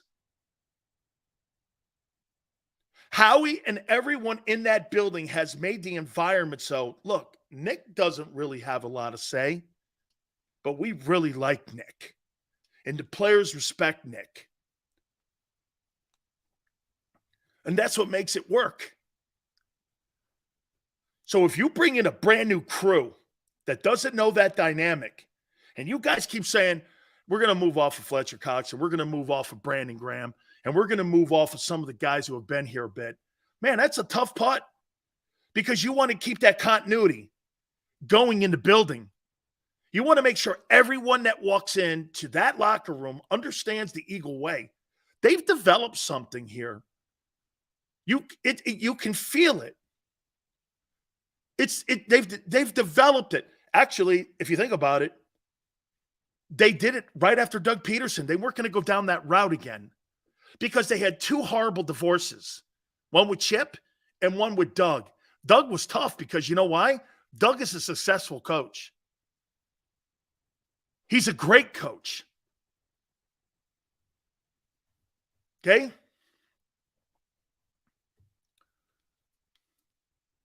Personally, I think Brandon Graham is coming back. I think Brandon Graham will be back, and I think he's needed with all the new faces that are coming into the building. I think he's needed. I got my top 10 teams. Final poll of the top 10 teams in the NFL. I'm going to do that next. Also, the most improved players in the NFC East. I have that list as well. Top of the hour, we're going to talk a little bit more about Jalen's contract here. I want to get to the top teams. Here is my top 10 list for NFL teams and the final poll for the 2022-23 NFL season. Number 10, I've got the Los Angeles Chargers. Chargers had an up-and-down season. They've got a whale of a quarterback. I think Brandon Staley has to be replaced as head coach, but that's not what the Spanoses do. You know, here, I'll show you something here. If there's an organization that can't get coaches right, it's the Chargers. If there's an organization that understands the process of hiring coaches, it's Philly. The Spanos family can't get the head coach right. They've never gotten it right. Brandon Staley's not right. Lynn wasn't right. Mike McCoy wasn't right. North Turner wasn't right. Shit, Marty Schottenheimer was 14-2 and they fired him. I mean, they've never gotten ahead. Maybe Coryell was the only guy in the building they ever got right. Number 9, Seahawks. What a rebound year by Pete Carroll and the job that they did. Seahawks are going to have a really good draft again. Thank you, Denver. Who would have thought as of right now the Seahawks got the better end of that Russell Wilson deal? They got the better end of it. Sean Payton and Russell Wilson, boy, I'll tell you what, man, Denver pushed all their chips in. You better hope that thing gets right. You better hope that thing gets right. Great year by the Seahawks. DK Metcalf, fantastic receiver. He's in the same conversation with AJ. They've got some pieces. I love the kid Walker they got from Michigan State. I thought should have probably have won the Rookie of the Year award, but they really did a nice job. Way to go, Pete Carroll. I got the Giants at 8, maybe a little too high, but I put the Giants there. I think Brian Dable did a really great job of turning around Daniel Jones. I think the reemergence and establishing once again of Saquon Barkley was important. They did a great job there. They improved their defense, which they needed to, and they improved their O-line. I put the Giants at number 8. I got the Jaguars at 7 and rapidly moving up in the AFC.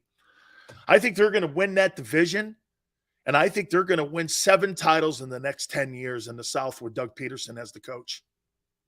You heard it here. How about this? Name me another team in the AFC South that you go, oh, yeah, they're a surprise team. They're going to threaten, and they're going to be really good outside of the Jags. Is there anybody in the South where you go, yeah, man, I mean, what's the Texans going to do? What are the Texans going to do? And now the Jags are going to get Ridley for Trevor Lawrence. You got ETN. You're going to continue to put O-lineman in there. He's on a rookie contract. Doug did a hell of a – I'll tell you what, that Jaguar team's coming. That Jaguar team is coming. They're a good-looking group. Finally got an adult in the building running that organization. That's a good-looking football team. I got the Cowboys at 6 and trending down.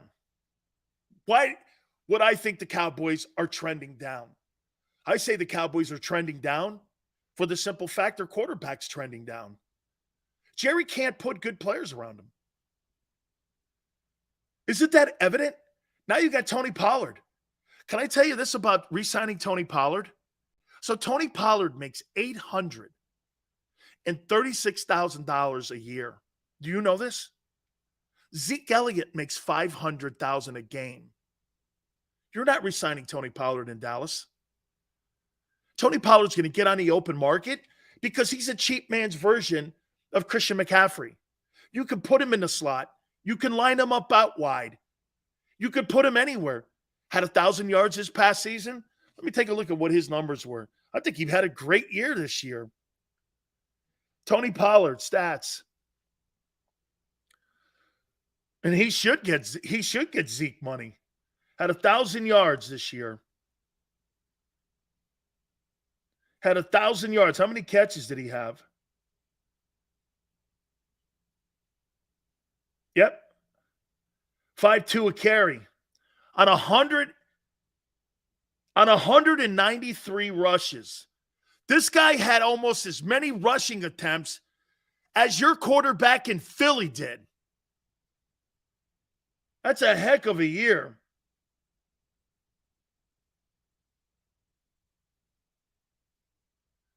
That's a heck of a year. He had 40 receptions for 371. I thought that would be a little higher. I thought he was up near 60. He's going to get a lot of money in the open market. Dallas re-signing him? How can you pay Zeke Elliott $15 million and turn around and pay him $8 million? Doesn't make sense. But then again, that's the Cowboys. It doesn't make sense.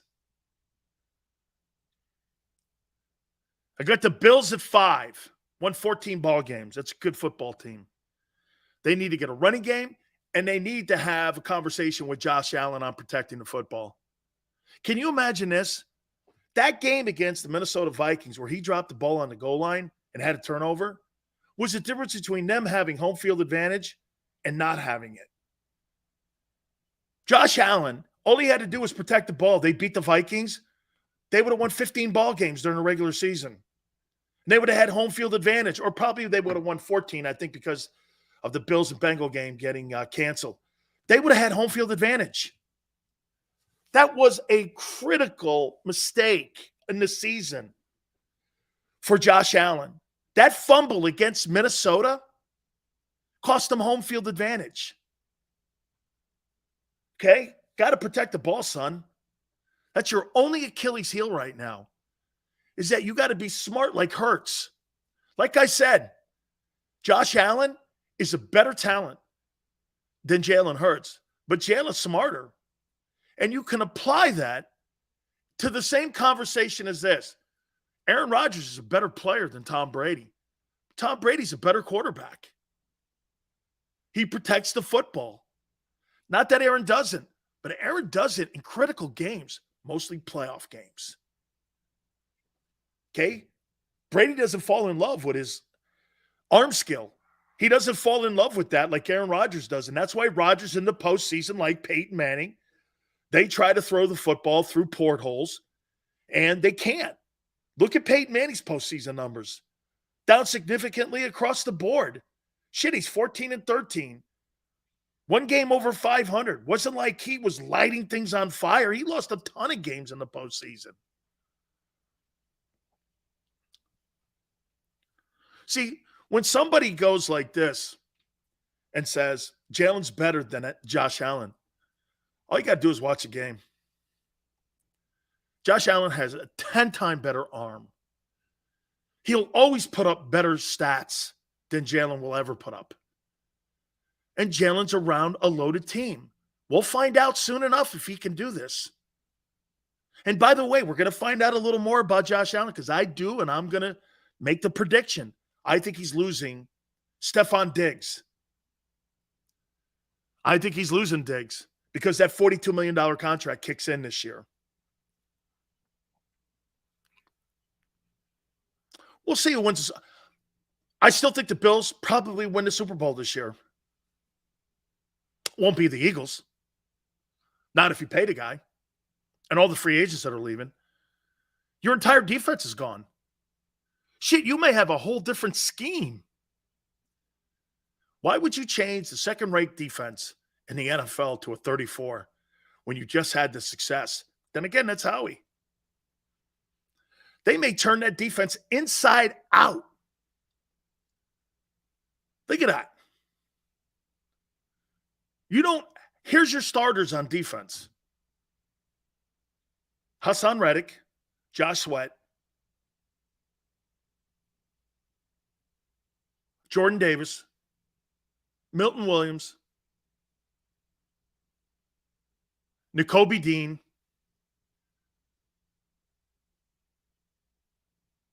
and Slay. You have no tackles but two.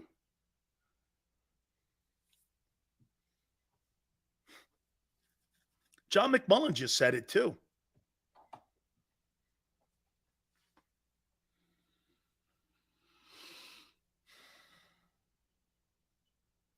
Look at relative. 34 needs linebackers, and the Eagles have no linebackers to play at 34. You have no linebackers to play at 30. If you had Roquan Smith on your roster, that's one thing. You don't. And again, you never have. Okay?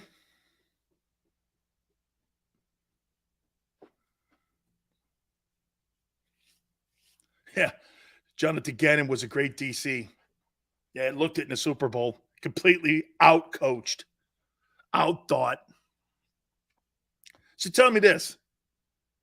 What didn't you like? Hey, we'll find out real soon. Allen's a better talent. By the way, I would never pay Jalen Hurts a 6-year contract, ever. I wouldn't pay Josh Allen a 6-year contract. I'm not getting caught into that. We're going to work on something. And if I have to franchise your ass, I will. And if you don't like it, I don't care. You can make 32 or you can make 50. It's up to you. But I'll franchise you 3 years in a row.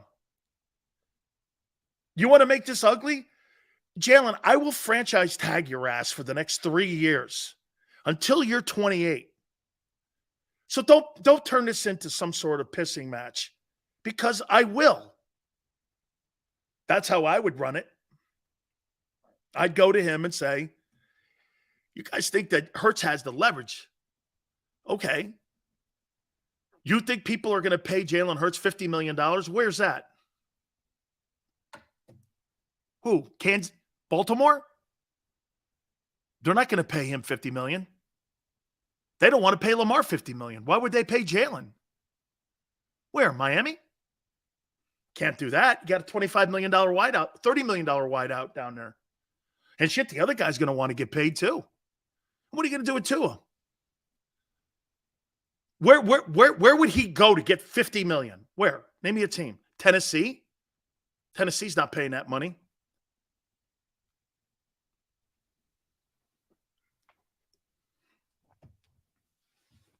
Look at Eagle. He don't get it. Ask Kirk Cousins about being franchised, you jackass. You want to turn it into a pissing match? I'll franchise you for 3 years. That's 32.9, by the way. That's 18 million off market value. I don't have to give you a contract. I want to. 3 years with an option at between 45 and 50, fully guaranteed. Here's your deal. 6 years. Give me a break. And a guy who hasn't played a full season as a starter yet. Sure. Yeah. Hey, and like Tone said before the show started, Sills, you think they're going to trade Lamar? How about this? You have to entertain trading him, because here's your biggest question. Are you going to get $50 million worth of play out of Lamar Jackson? Are you going to get $50 million worth of success out of that guy annually over the next 5 years? How many people, what would you say to the percentages of Lamar Jackson living up to a 5-year contract? What would you say? Jameson goes 3 games only, Sills. So you're under the notion that dual threat, that's not going to climb higher? Why would you think it's going to go lower? It never does. 155 fully guaranteed. Neil, I'm in. Neil, I don't have a problem making him the highest annually paid quarterback. That's not my problem. I don't want to tie the roster up. And if you fully guarantee it, you know what you can do? Each year you can go to him and restructure like they do in Kansas City. Do you know right now that Patrick Mahomes is under market value because he's restructured it? What's the number, Tone? It's like 42 million, right? Look at Eagle. This guy is a doofus. Bro, they went to the NFC Championship game with a guy making $900,000. Jalen got to a game, one more game than Purdy did, and they're paying him nothing. It's not about what Jalen did. It's about what that team did. The 49ers won 12 consecutive ball games before their quarterback got knocked out, and they did it with a guy making $930,000. So you want to pay a guy. So get this. Guess what Purdy did? Purdy got to the NFC title game making $900,000, and he beat a guy making $42 million in Dallas. And you want to pay your guy and cut your roster up because you want to do what? Pay him? That's not winning football. And it took a roster like Andy and Mahomes to beat that roster. The best team didn't win the Super Bowl. The best coach and quarterback did. Juju Smith-Schuster. Last 2 games without Jalen, offense wasn't the same. Offense wasn't the same against the Giants and the Niners. He sucked in those games. What do you think, he was good? Jalen Hurts stunk in the NFC title game. He was terrible. It's the only game I've ever seen where the quarterback could blow out loud and you still put 31 on him. Crazy. Crazy. Holy cow. Tone, get this. So look at what Mahomes did for the Chiefs.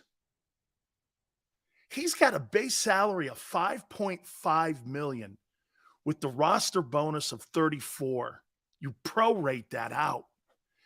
You could prorate the bonus out. That's why they don't take a significant cap hit. Is because Patrick Mahomes has a $5.5 million base. And guess what? In Dallas, Dak Prescott's got a $40 million base. And no wonder the Chiefs, man, they're brilliant. They're brilliant. Unbelievable. Way to go. Way to go, Lee Steinberg, man. That's how you build a roster. They may be able to sign Orlando Brown now. I didn't realize, Tone, that he had a $5.5 million base. You want to hear something crazy? Patrick Mahomes' base is the same as Isaac Seumalo's base. That is unbelievable. Will Jalen do that? That's the key to this. Will Jalen work like that, like Mahomes?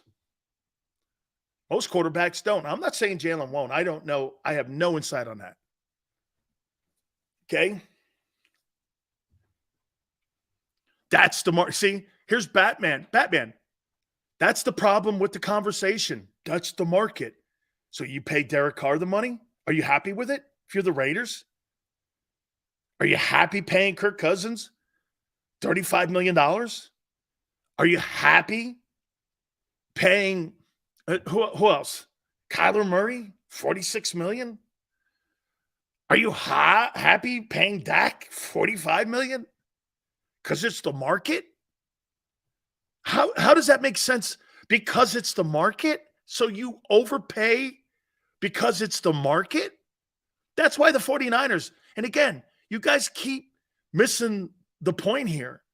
The 49ers, the reason that they're always in the NFC title game 3 of the last 4 years is because they don't have this dilemma paying anybody except Bosa, Warner, Deebo Samuel. They'd rather pay a team than the quarterback. Shit, Jimmy Garoppolo got to a Super Bowl. So wait a minute. So Jimmy Garoppolo got to a Super Bowl, and so did Jalen Hurts.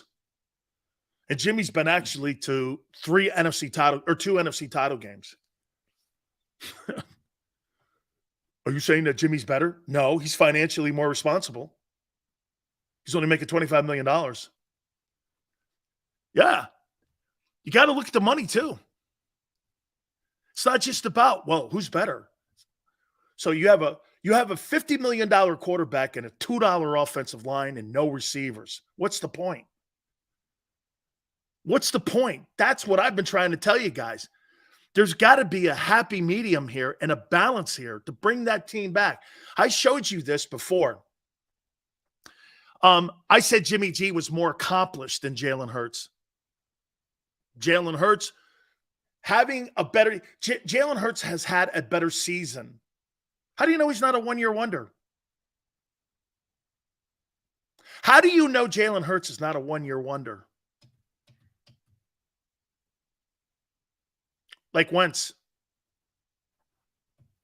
How do you know that? You guys were all sold on Carson Wentz. Wentz was like a 2-year wonder. How do you know Jalen's not? Well, he works hard. He's a good dude. Yeah. Aaron Rodgers is an asshole. He's a bad teammate. And he shows up every year and he puts up insane numbers. How do you know Jalen Hurts is not a one-year wonder like Miles Sanders? Everybody had all these. How do you know that's not the best it's going to get like it was for Wentz? How do you know that? You don't. I don't. It's a gamble. It's a gamble to put that kind of money out there. 5-star, ask me if I'm serious. What's wrong with the question? How do you know that Jalen Hurts is not a one-year wonder like Wentz was? How do you know that? What propels you to say that?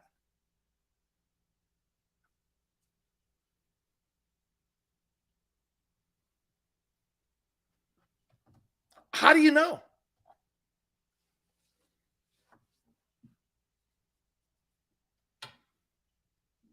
You thought Wentz was a savior in Philly.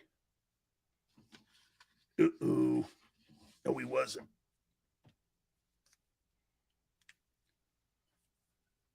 Jalen Hurts, I'm not saying he is a one-year wonder, but you don't know. I don't know. You don't know. You just assume it. He's going to continue to get better. How is he going to get better when you start pulling players out from under him like a carpet? One of the things that Deshaun Watson hated about the whole Houston experience was what? Tone, what was the one thing that started the whole apple cart with Deshaun Watson outside of the off-the-field issues? is when they traded DeAndre Hopkins away. How do you give a guy a $185 million contract extension and then take one of the best third down receivers off the team and then go get James Conner? So they replaced DeAndre Hopkins in Houston with James Conner. What? That began the whole thing in Houston. It began the whole unraveling of that whole relationship. Okay? Began the whole thing. But because you started paying somebody big money, okay?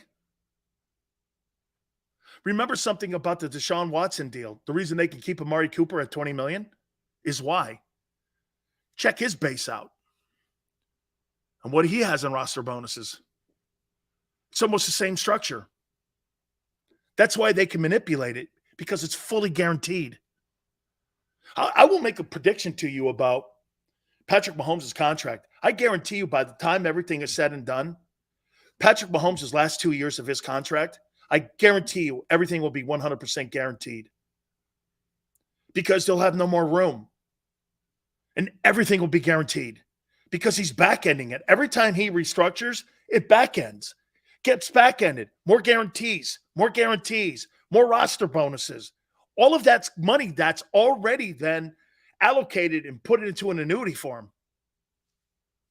The more he restructures, not only is he getting and giving the team a benefit of the doubt, but you know what he's getting? The last 2 years of that contract in Kansas City, every cent of those 2 years, maybe $125 million, they're going to give it to Patrick Mahomes because he back-ended everything.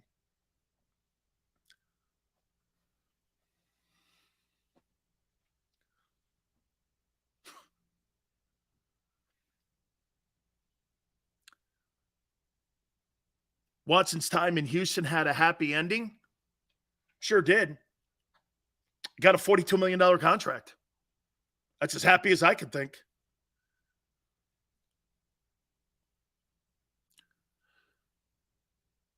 G says, Big Sales, name me 3 free agents you think we can re-sign. I don't know if you're going to be able to sign Gardner Johnson. He's going to be too expensive. He's going to be $15 million. You're going to pay him 15 and Slay 18.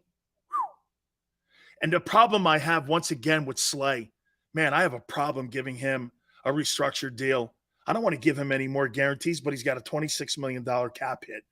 He is kind of now past the see, watch this. Here's something else. Here's something else for you guys to think about.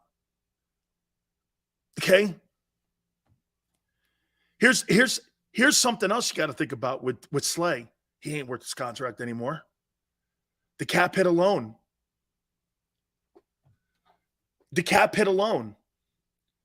I know what you said, Joseph. Stupid. Okay? Deshaun Watson got over. Got a raise, $230 million, and it was a happy ending. How you doing? I got the chicks and the money. How you doing? And a raise. And the league clearing me. Yeah, but he's not a very good character guy. Don't take that up with me. Take that up with the commissioner. Take that up with him. Character? Since when does that matter in the NFL? When does that matter?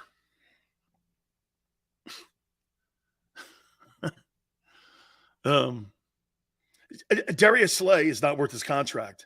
There's another example of a bad deal on a player at the back end of his contract. Okay? Sills would condone that, but not like Jalen deserves his bread. Jalen deserves his bread? Okay, give it to him. I don't pay dual threat quarterbacks, long-term deals. Not going anywhere near that. Why did the Chiefs no CBs in the draft worth the 10th pick? I think the kid Gonzalez from Oregon could be somebody that Howie, because it is a little light in the cornerback position, that kid may go up the draft a little more. Okay? That kid may go up it a little more. Okay? Sills always likes Pac-12 cornerbacks. Well, last year I told you to draft a kid McDuffie, and he's starting for the Chiefs. And this kid Gonzalez comes out of Oregon, and Oregon put out Kayvon Thibodeau, and they put out that kid Sewell. I don't know. I think those guys are good players. I think Oregon puts out good players, and Justin Herbert. So when I'm looking at Oregon put out a quarterback. Oregon put out an edge rusher. Oregon put out a top offensive lineman. Now Oregon's going to put out a top corner. Am I missing something? Oregon puts out good players. Unlike USC. USC puts out good players now? Where? Who? Not defensive players. Their defensive players suck. Wide receivers aren't the same. They've never had a quarterback in the NFL that was worth the shit. I mean, between USC and Ohio State, you can't name a quarterback. Carson Palmer, I guess. Oh, he was all right. I guess Carson Palmer. I would never draft a quarterback out of USC or Ohio State, including that kid CJ Stroud. I think he stinks.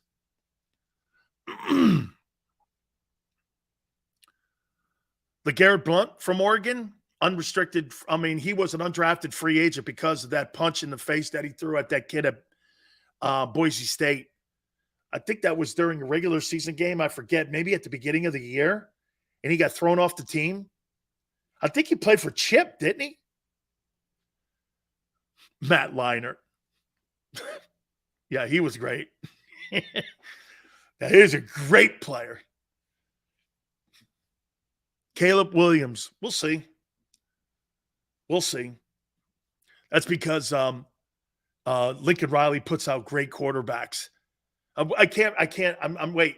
Is Jalen a Alabama guy or an Oklahoma guy? I'm not sure. Which one is it? Which one are you guys landing on for him? Is he a Oklahoma? Jalen seems to be a Bama guy. It looks like he seems to have more affiliation with Bama. Reggie Bush. I said quarterback and wide receiver. And Reggie Bush wasn't that great a pro. Reggie Bush. Phenomenal college player. Reggie Bush in the pros. I don't know. I think Mark Ingram had a better career.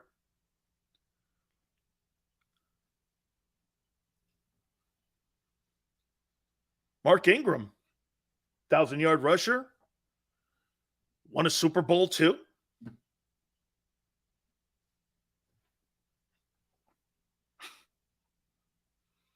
Right? All right, hour number 3.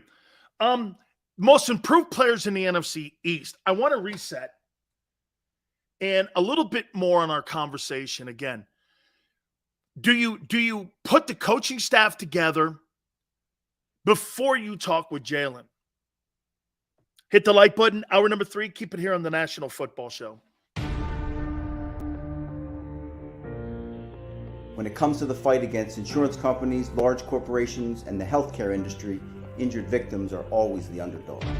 But that doesn't worry us. At Messon Associates, we're an injury law firm from Philadelphia, and we come to fight. Our clients know that they've got representation with a chip on its shoulder, and it's the same chip that makes Philly the toughest city in the country. Call 215-568-3500 or visit us online at messalaw.com. Messon Associates, the toughest injury firm in Philadelphia.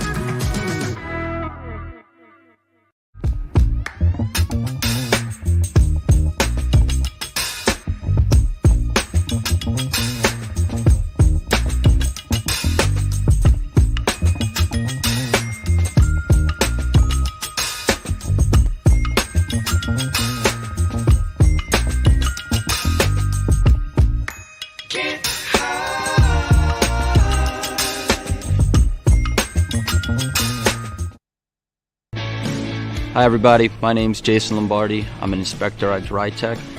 At DryTech we offer three major services, the first one being basement waterproofing. The second service we offer is foundation and structural repairs. And then the third service that we offer is mold remediation. If you feel you are having a waterproofing issue, give DryTech a call or check us out online.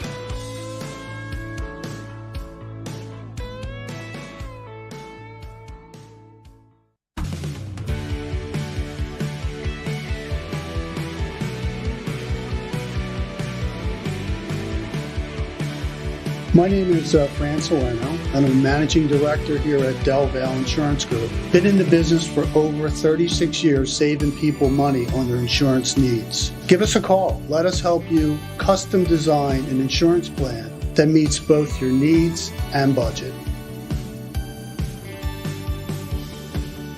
Did you know taxes could be your biggest expense during retirement? Are most of your assets in tax-deferred accounts like IRAs and 401ks?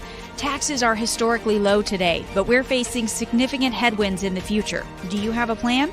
The Thrive Financial team has more than 100 years of experience helping people across the Delaware Valley with forward-looking tax planning. Learn how to shift your money from forever tax to no or low tax accounts. Get your Thrive Retirement Tax Playbook today. Go for the beers, go for the cheers, go for the hit and the hits, go for the scene, go for the screens, go for the gallery, go for the win, go to Ocean.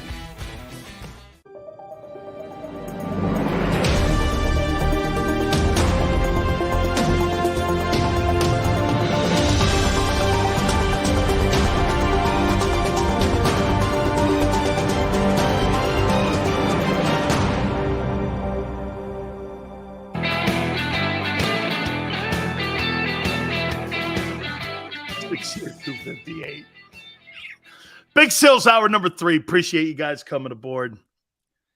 6 years, 258. Or north of. That's like 43 annually. 43 is not a bad number. 43 is not a bad number, but Brian goes, why did CJ Gardner-Johnson get fired? Or, excuse me, get fined? $14K, was it? Helmet to helmet, man. That's what they called it. You see, in the NFL today, you can't hit anybody. So that's why they threw that fine out there like that. 6 yards per carry. Dude, Eagles couldn't stop the run all year. They played a good team, and they got exposed. Remember I told you they played bums all year. They got into a game against an elite quarterback. He goes for 90% completion percentage in the second half. Whew. Then again, someone goes, but Sills, it's Mahomes. Yeah, well, Dak went for 80%. Dak's not Mahomes. Hell of a hit, though. I agree. Dak went for 77.8% completion percentage. Right? Absolutely, man. Linebackers on Philly, bottom 5 guys. Dude, but you want to hear something?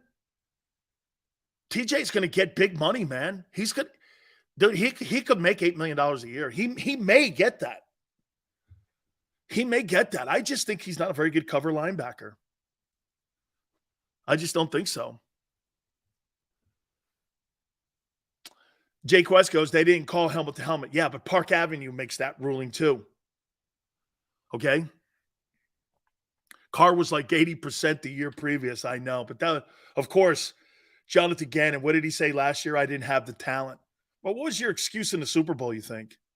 That guy, man, now he's calling, hey, do you see what he did to Jonathan Gannon today? Jonathan Gannon called Kyler Murray elite. He's doing all the press clipping stuff. He wants Kyler to know he thinks he's an elite player. Instead of telling him to his face, he wants it out there for him to know that he's telling the media and everyone around the NFL world, hey, I know that Jonathan Gannon doesn't think that Kyler Murray's elite when he says that publicly. That's not something you say publicly. Why would you call Kyler Murray elite? Why? Because he gets paid $46 million? That doesn't mean you're elite. Dak's not elite. But he's what was the line you guys use Market value. Get this. You're right. I never thought about this. Tone, think about this for a second. Think about this, okay, for a second here. There's certain quarterbacks that are in the NFL that are market value quarterbacks. And there's a few quarterbacks in the NFL that are elite. That's what you have. Some are elite. There's very few. And some are market value. Jalen's a market value quarterback right now. He's had one spectacular year. If you're going to shit on Miles Sanders for having a career year, Jalen had a career year. You're under some misnomer if you think he's going to do that again. I don't know. He may. That's when you start calling a guy elite. When they keep doing it over and over again. He wasn't very good last year. So this is like his leap from that year to this year has been remarkable. Has been remarkable. It has.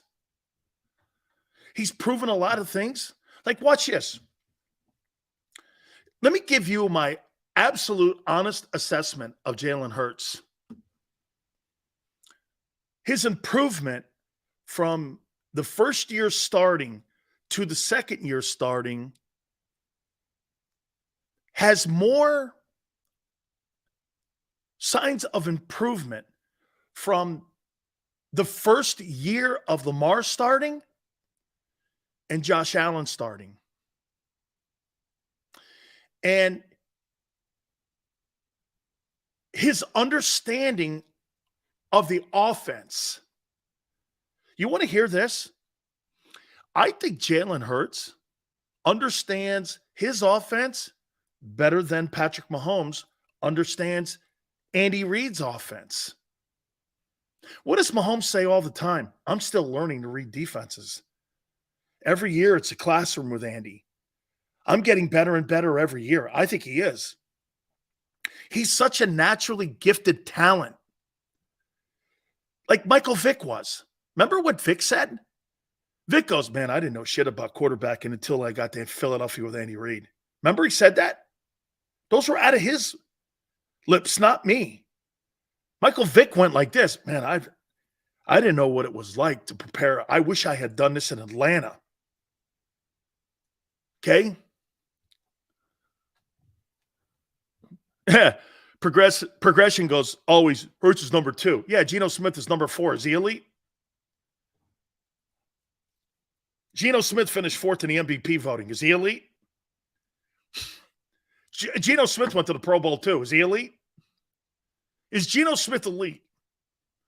Well, Hurts was the backup All-Pro. Yeah. Geno went to the Pro Bowl, was in the MVP conversation. Is he elite? Geno Smith had better statistical numbers than Jalen Hurts did this year. Did you know that? Oh, wait, Tone. I got to use it. Technically. He technically. Geno had better numbers. Across the board. Led the NFL in completion percentage. Passing yards. Had more attempts, more completions.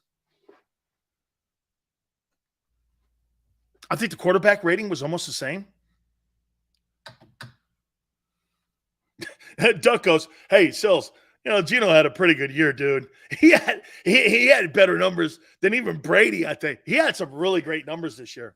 Geno had a great year, man. I mean, yeah, but again, how many people are going like this? Geno's going to get better next year. No, I get it. He's been in the league a billion years. And kind of Geno probably had his career year. Is he going to do that again? I don't know. I hope he does. Okay. James, I know, right? Jalen had one good year, one great year. But don't forget, James, Carson Wentz had one great year. And they called him elite. The Eagle fans don't have a very good track record of calling quarterbacks elite after 1 year. Where do you come off now? Because you like him better? Okay. Something to be said about that. Okay. I like him too better than Wentz. He's got a great way about himself. But again, like I said, his overall assessment, one thing that the Philadelphia Eagles, like Tone said yesterday, the one thing that you don't have to do, you don't have to go into the draft worrying about your quarterback position right now. I think you got to more so worry about, if anything, at the quarterback position, you got to worry about who the backup is in case he misses time because of the style of play. You got to get somebody that's compatible with that style and not have somebody like Gardner Minshew backing him up. Gardner Minshew's a value because teams need backup quarterbacks. It's evident when we see, look at the Cowboys, a backup quarterback saved their season. Everyone needs to have one, but you have to have a guy that's compatible. And James, I don't like Minshew in the Eagle system. I don't like him in the Eagle system. I like him in another system, in a drop back system, but not in a RPO system. Look at what they did, man. It was a train wreck when they gave him the RPO system. In New Orleans, he was all over himself.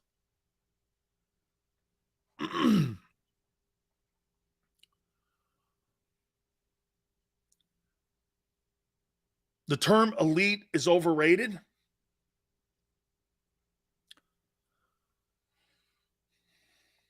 Look, like Tone said, for 2000, watch this, Tone. For 2023 and 2024, I don't think you got to worry about your quarterback position right now. Man, 2 years is like 100 years in the NFL. Howie's already working on the 2024 NFL draft. Do you know that? He's already working on that draft. He's already starting to look at some. Dude, when you're drafting and you're putting people's names on a board and you're putting free agents on a board, this is not a 6-month deal. This is a 24/7 operation now. Because get this, how many people see college kids fail? You know those kids that you see on every February, the first week in February, and you see these guys putting their hats on for Florida Gators, Hurricanes, Temple, what have you, and you never hear them again. If that system is fundamentally flawed, what would make you think the NFL system is not fundamentally flawed when it comes to drafting guys? Building a team is very difficult. Look at Mahomes. Mahomes wasn't thought of that much when he was at Texas Tech. Okay?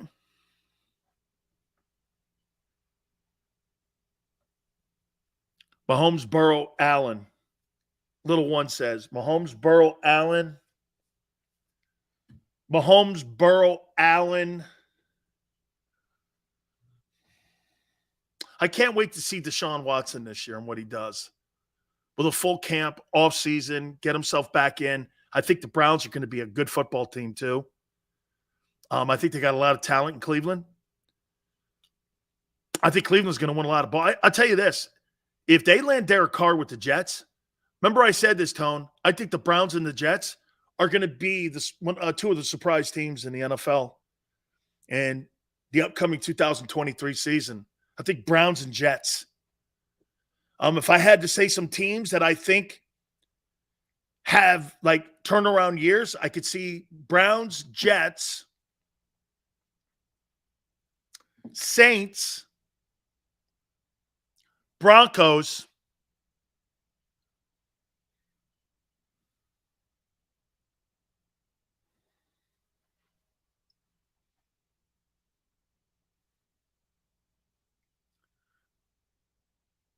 Patriots, Lions I think the Lions make the playoffs. Yeah.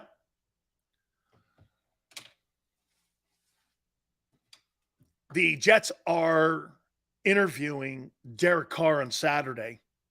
Derek Carr has been to New Orleans, and they're interviewing Derek Carr. I don't think Joe Douglas is going to let him out of New York. And I think Derek Carr is going to sign with the Jets because I think the Jets are not going to tolerate the guy who's in hibernation. I don't think they're going to go after the guy in hibernation, Aaron Rodgers. I think they're going to go after Derek Carr. He's a safe bet. He's put up great numbers the last 7-8 years with the Raiders. And to me, he's the safe pick. I feel more comfortable going into a season with Aaron Rodgers not on my team than I do on my team, even though he's a great gifted guy. I just don't feel comfortable with him.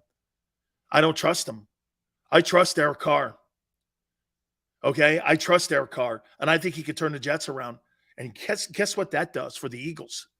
You took another quarterback out of the NFC. Think about that for a second, Tone. You take Aaron Rodgers out of the NFC, Dak and Kirk Cousins and Matthew Stafford are left. God knows how Murray's going to rebound. You don't know. He's not going to be ready till October, November. This guy had a complete ACL tear. You don't know if he's coming back until October. November, maybe. I mean, it's another – see, this is what I said yesterday to you guys. Guys, the roster, you may lose and may not win as many games as you did a year ago, but you might get just as far because there's nothing. It's San Francisco and Philly, in my opinion. It's San Francisco and Philly, and then it's everyone else. I don't put Dallas in there. San Francisco has the best roster right now, today, on February 17th.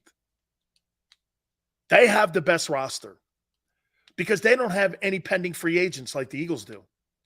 Eagles have their whole defense up for grabs, and all your coordinators are gone. Some go, well, San Francisco lost their coordinator. Yeah, they were back in the NFC title game. It didn't matter.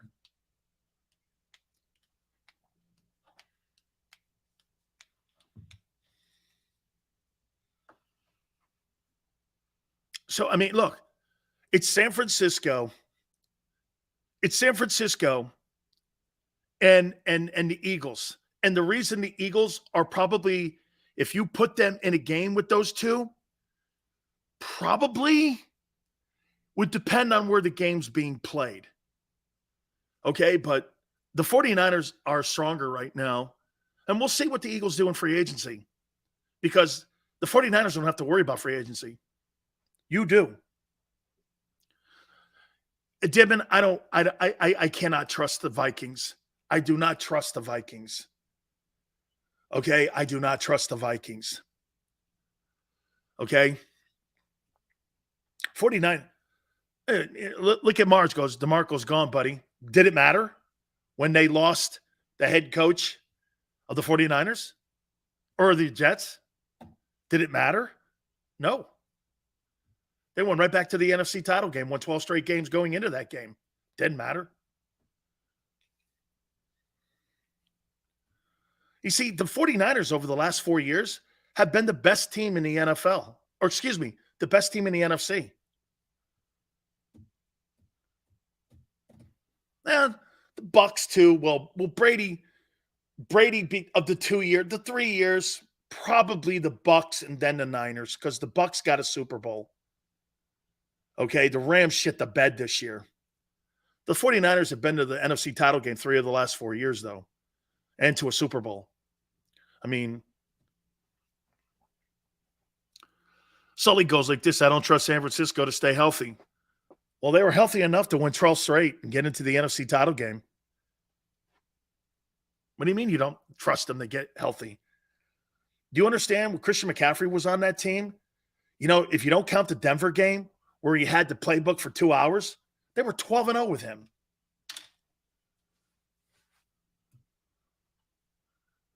They were 12-0.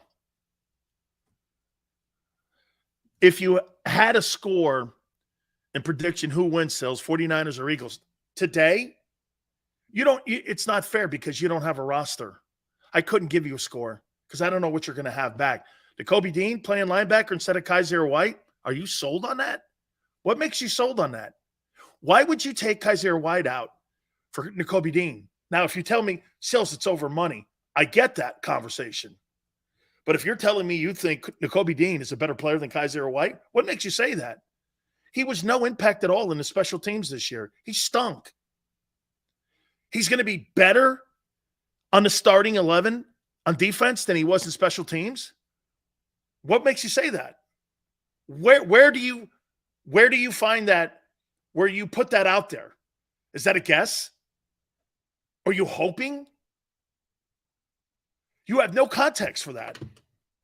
Now, again, if you start with me going, Sills, I want Nakobe Dean starting, you know why? Money purposes here. You know, I'd be like, okay, I get it. I get it. You're right. Because you do have to have that conversation. That's why, folks, I don't think you guys realize. Do you guys know half the league and half the players in the league aren't drafted? Why do you think that is? Because everybody can't get paid.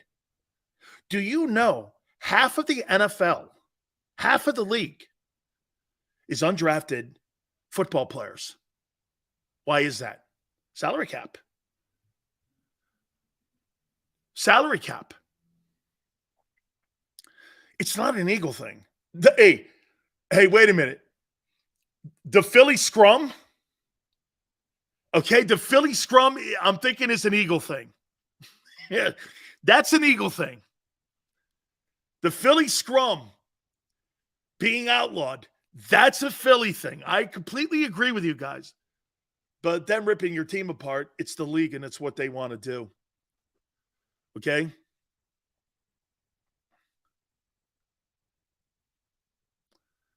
Looks like Bieniemy's headed to Washington. I don't like that. Eagle fan. So they're going to have Eric Bieniemy, Ron Rivera, and Jack Del Rio as a coaching staff. That's pretty good. I thought Jack was a good coach with the Raiders. I thought he did a nice job with them. I thought they were heading in the right direction with him. I like Del Rio. Jack's building a nice defense in Washington. You're working for a hemorrhoid owner. I think Jack's a good coordinator, man. I know him. He was a former teammate of mine. I like Jack Del Rio. Okay? I know some of you hate him because of his politics, but I don't give a shit about his politics. I could care less. Could care less. Has no bearing in my life what he's political or his religion, what he likes to eat. I don't care. Has no bearing in my life. There's no bearing. I just care he's a good football coach. That's all I care about. Okay? That's how I judge people. I don't judge you because you're red or blue. Crip and blood. Republican, Democrat. Never thought about that. Huh. Right? Right? Right? I never realized that.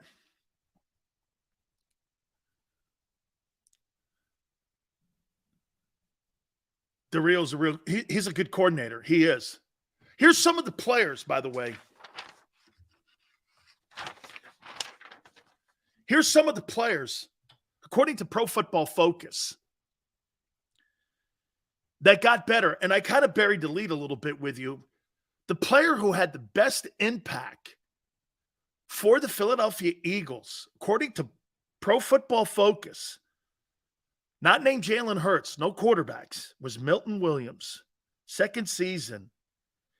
Heck of a run stopper, excellent tackler, tough player, played with his pads under him, has great feet. In 2021, he graded out at 49.6. 2022, 89.8. This guy almost had a 90% grade. Do you know that makes me want to do this? Okay, so I bring Hartgrave back. I'm starting Milton Williams. I'm not starting Jordan Davis. Jordan Davis got to beat Milton Williams out. But you see how he will do it the other way. Because you know why? Jalen Reagor kept that stiff on that team how many years? Ended up getting a 7th rounder for that stiff. Should have moved him 2 years sooner. But the personnel department in Philly doesn't want to look bad. So you know what they did? As soon as they got AJ, they were able to move the guy because it covered it. How he covers his ass in his mistakes in the draft with free agency. That's what he does. Once he's sure, he gets AJ Brown. Jalen Reagor was supposed to be AJ Brown. Matt, Jordan Davis has to start, but I'm not handing him a position. I think Milton, watch this. Hey, Tone, do you agree with me on this? Yeah, how about this one? I think Milton Williams had a better season than Jordan Davis did. I think he had a better year. And since you're losing all these guys, I'm not putting Jordan Davis in the starting lineup because I drafted him higher. I'm putting Milton Williams in the starting lineup because he's more productive. Milton Williams was more productive.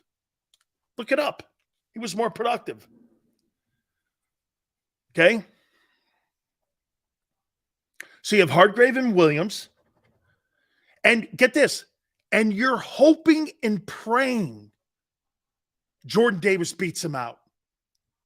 You're hoping and praying. But you know what I do have? Milton Williams. And guess what? Howie Roseman.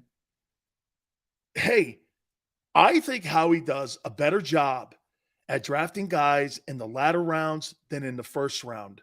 And there's a science to that. Okay? There's a science to that. Look at Jason Kelce. What was he, a 5th or 6th rounder? What was Kelce, 4th round? Right? I mean, Mulata, a 7th rounder. Williams, a late rounder. That's good shit, man. That really is. That's good stuff. I don't know how to pronounce this guy's name for the Cowboys. You guys know how to pronounce it? Kelce was a 6th? Wow. Eagle fan. And he's a Hall of Fame center, first ballot. Hey, did you see Travis Kelce's hosting Saturday Night Live? I can't wait to watch that. You know Jason Kelce's going to be there. Okay? You know Jason's going to be on Saturday Night Live. I can't wait to watch. Williams was the 3rd rounder. That's a high pick. That's a high pick. Suffer, thank you. That's Eagle fan. That's 3rd pick, 3rd round. That's a high pick. That's a high pick. Guys, I don't know how to say this Cowboy game. OC Edgawanawa, D lineman. Did I say it? Edgawanawa? Is that how you say it, Tone? Something like that, right? This guy this guy did not look good in 2021. And he's a D-line guy. I know, Cal. Hey, you want to hack a name up? You give it to Big Sills. But the Cowboy D lineman graded out 68.2. The Giants, Dexter Lawrence. I didn't realize. Hey, guys. I didn't realize Dexter Lawrence sucked as much as he did in 2021. I see dead iguanas. Yeah, that's funny. Hey, Dexter Lawrence graded out 68.6 in 2021. In 2022, anything over 90s is insane great. 91.6. And then when the Dexter Lawrence got into that divisional game against the Eagles, they destroyed him. Commanders. This kid, Jamin Davis, linebacker, he was terrible in 2021. Terrible. 46.8. Better in 2022. Showed much improvement. Okay? Much improvement. Joshua says Milton Williams has been stepping up, which I believe he can take over for Hargrave and save all that money as an interior pass rusher and big body. Hey, Joshua, you want to hear something great? If they're able to do this. So if you let Hargrave go, would you – how about this? Guys, I never kind of didn't put this together here. So what if you start Milton Williams, Jordan Davis, and you draft a DT? Not in the first round. I don't know. Maybe with the 30th Maybe with the 30th pick, you take a DT, Milton Williams, Jordan Davis, and you draft a DT, somebody from the Southeastern Conference. And you bring back Fletcher Cox at $5 million. So you could have Fletcher Cox.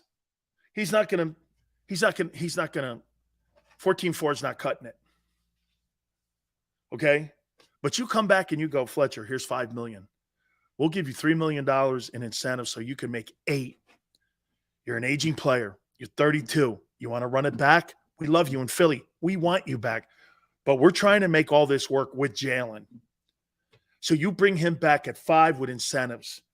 And then you start Milton Williams, Jordan Davis. You have Fletcher, and you draft the DT. And get this, the most money you're really paying is for the experience of Fletcher Cox to keep his eye on all of this. Right? You're not paying Williams anything. You're not paying Jordan Davis. He's on a rookie contract, and you just drafted another rookie. And you heard what John McMullen said. Man, they really don't give a shit about that run that much. They care more about the pass. Okay?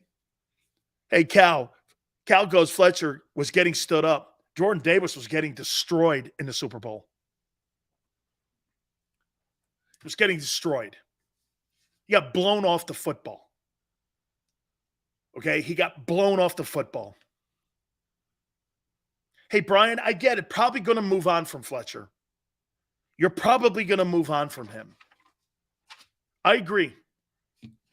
You're probably going to move on. I mean, I completely agree.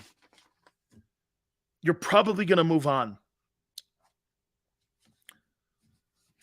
I would say this, though. Make sure on what I said in the second hour, make sure of this, though.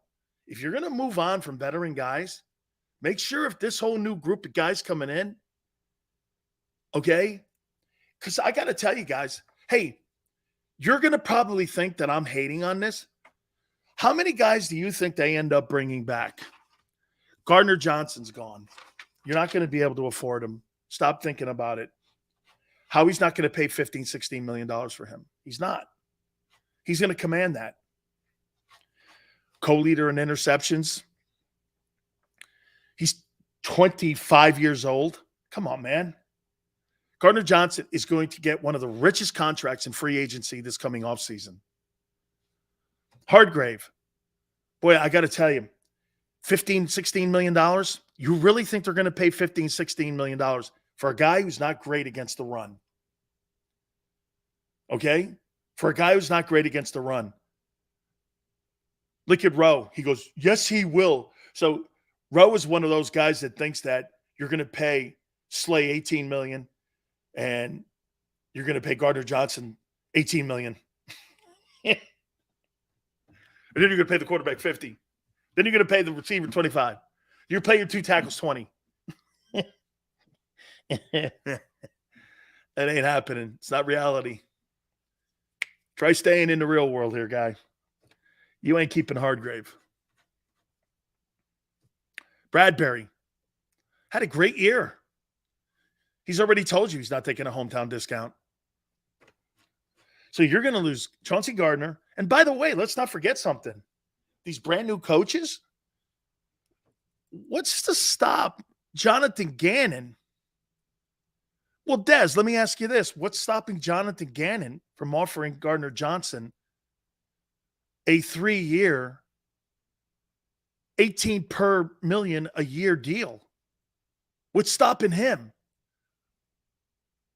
You don't own his rights anymore. You had no leverage over Gardner Johnson. He's not an Eagle anymore. All these free agents are UFAs, unrestricted free agent. That means the team has no ability or leverage over you. You're no longer an Eagle. Gardner Johnson's not an Eagle anymore.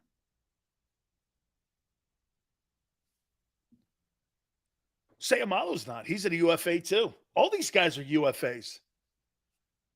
Restricted free agents usually means that there's some sort of like option to your contracts. All these guys that Howie signed were without options.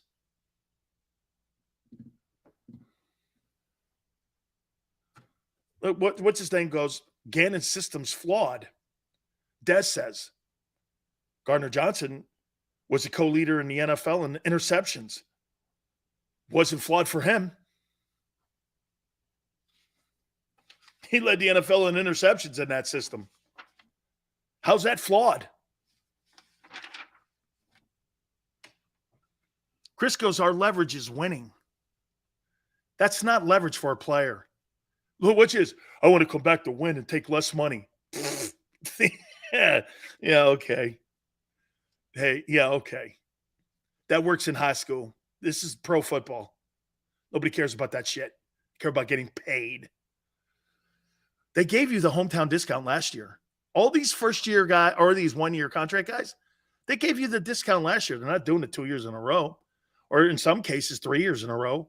They're not doing it. Oh, yeah, winning. Good old coach in college try. Hey, man, do it for the team. Team pride. Yeah, okay. Okay. Team pride. They can go, we traded for. They can. Let's see here. Yeah, but it was on a one-year contract. Got it from New Orleans. He's a UFA, dude. All these guys are UFAs. There's no restrictions anywhere. Hassan Reddick looking great. Hassan Reddick, you don't have good interior linemen. He'll be back to how he looked at the beginning of the year. By the way, yeah, the field sucked. It was terrible. I couldn't get around the corner. Dude, please stop doing that. You sound stupid. Chiefs played on it too. They weren't slipping. There's two teams that played on that field. Remember, it's a neutral site. That was an Arrowhead. Everyone's making it well, the Chiefs were able to keep their footing. Oh, okay. Their cleats were given these special cleats in Kansas City so that they could keep better footing than the Eagles. Okay.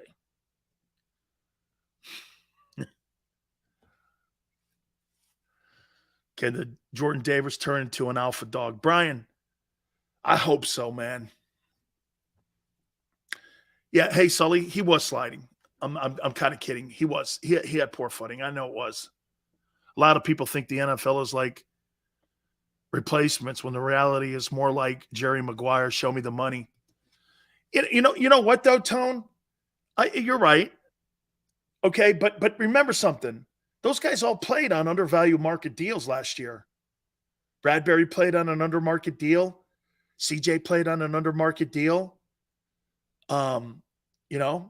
TJ, Kaiser White, all those guys, Miles Sanders, all those guys were under market value with their performances. And here's the problem you have. They all put career years in, which makes it even more insane because then you start doing this. Am I really going to play? Watch this. Am I really going to pay James Bradbury $14 million? Is he a $14 million guy? How do I know he's not a one-year guy?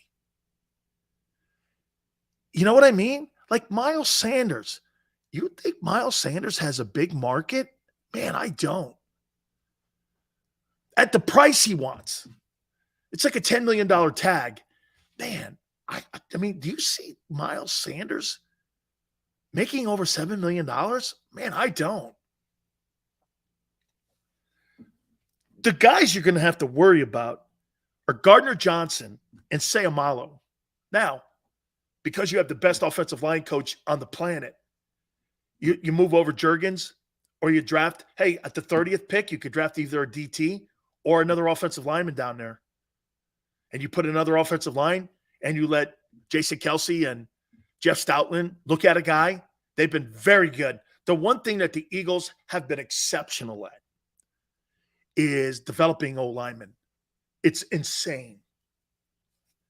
The Eagles are the greatest organization I've ever seen in developing offensive line. It's incredible. I mean, watch this. Andre Dillard, who I think sucks, and I don't like his attitude, is going to command a pretty good number. You hear what John McMullen said, too, about Sayamalu? There's going to be like 30 teams after him. Everybody needs O-linemen. And he's 29. He's going to make $13, $14 million. He's going to make a boatload of money. I hope Kelsey comes back. Yeah, hey, the Eagles are gods. I mean, Jason Peters, Lane Johnson, Travis, Landon Dickerson looks like he's going to be a stud. I mean, Malata, who I think is going to be a staple at left tackle in Philadelphia for a decade. I mean, most teams don't have. Look at Cincinnati. They probably have 2 dudes that are worth the shit in Cincinnati. You got like 6. That's unprecedented. Now you pay them. Malata makes 15. Lane makes 18. Kelsey makes 10. I mean, you're paying these guys. All your big money guys, you know, your big money position is your O-line. It should be the best. You put the most money into it. That's why it's disappointing when you see you put $63 million in your front four and you got blown off the ball in the Super Bowl. That's the troubling thing. Okay? Doug, Kelsey made 13 last year. I thought his base was 10. I thought his base was 10 million. I hope he comes back. And you know what? And you want to hear something crazy? I would have no problem giving him $13 million again because he put a $13 million effort in. He was a great football player this year. Of all the guys that had great years, you got to put Jalen in there. Kelsey, AJ, Devontae, Reddick, J.C. Kelsey. Sanders sucked in the playoffs. He was terrible. I mean, he was a no-show in all the playoffs. All of them. All 3. He was a no-show. It was almost like he made a business decision. You know what I mean? Doesn't it come off like he made a business decision? I mean, the rookie Isaiah Pacheco in Kansas City outplayed him. Goddard played great. All right, guys, please hit the like button. Keep it here on the National Football Show. When it comes to the fight against insurance companies, large corporations, and the healthcare industry, injured victims are always the underdog. But that doesn't worry us. At Messon Associates, we're an injury law firm from Philadelphia, and we come to fight. Our clients know that they've got representation with a chip on its shoulder, and it's the same chip that makes Philly the toughest city in the country. Call 215-568-3500 or visit us online at messalaw.com. Messon Associates, the toughest injury firm in Philadelphia.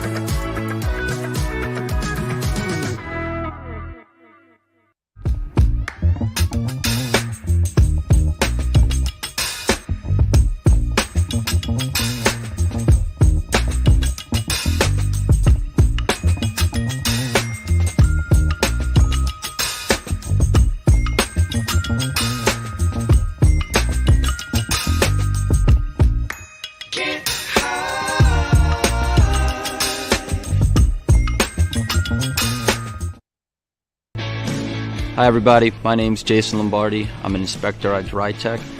At DryTech we offer 3 major services, the first one being basement waterproofing. The second service we offer is foundation and structural repairs. And then the third service that we offer is mold remediation. If you feel you are having a waterproofing issue, give DryTech a call or check us out online.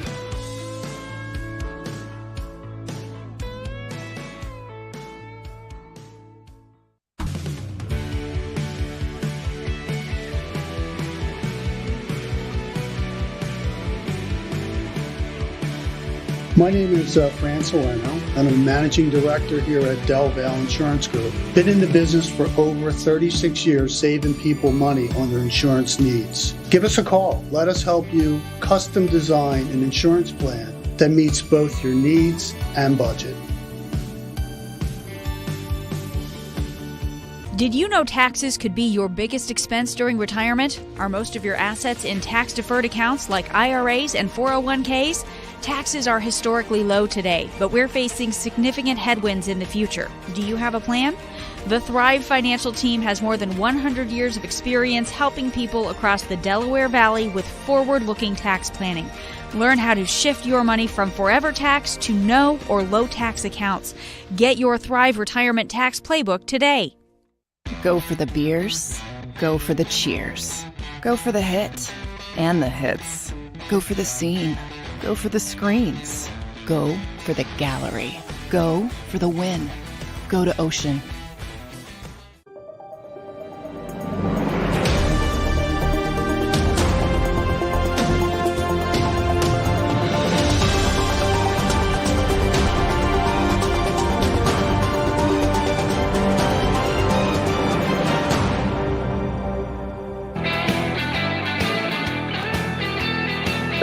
National Football Show.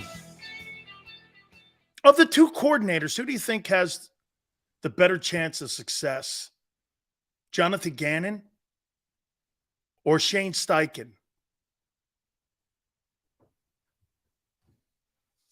Who do you think would have a chance at better success? Both owners, man. I mean, Bidwell and Irsay. Really, I mean, right? I mean, you got to overcome that bullshit first. I mean, I don't think the Bidwells are malicious. I just think they're bad at what they do, owning a team. I think Irsay meddles. But man, it's almost like the Bidwells land on everything wrong. You know what I mean? Just land on everything wrong. I can't believe that team's made it to a Super Bowl. Was it Ken Wisenhunt brought him in there? Wisenhunt, by the way, was just hired by Alabama. Nick Saban runs like a rehab center down there for coaches. Ken Wisenhunt will be a head coach somewhere. I mean, that's just what they do there in Alabama. They resurrect people. The reason that I say Gannon probably has the better success is because whatever you think of Kyler Murray, they don't have anything in Indianapolis. Now, I think they're going to trade up, and I think the Colts and the owner have already kind of tipped his hand. I think they want the kid Bryce Young from Alabama. He's already so much as said that he thinks he's great. I could see them trading up with Chicago. Chicago wants to target Will Anderson. And to me, the Texans, who are sitting at number 2, I mean, they're not going to take a defensive end. They're probably going to take C.J. Stroud. So, I mean, that's kind of what I have. The Texans are going to take the kid from Kentucky, I think, with the number 2 pick. And that's where the Bears end up getting their guy, Will Anderson, at number 4. Could the Cards draft? Cards need to stop the run. They do need a pass rusher. Could Will Anderson be a Cardinal? So you'll have Will Anderson and Kyler Murray on your team if you're Jonathan Gannon. Jonathan Gannon's got the 3rd pick in the draft. I think the Colts are going to move up to 1, and they're going to make a deal with the Bears because they need a quarterback. You know what? It wouldn't shock me if Shane Steichen was promised that they're going to do that for him to get that job because the Colts have no quarterback. I mean, were they going to go in free agency and try to get Aaron Rodgers? Aaron Rodgers is not going to Indianapolis. Jimmy Garoppolo going to Indianapolis? That's not something I think they're looking at.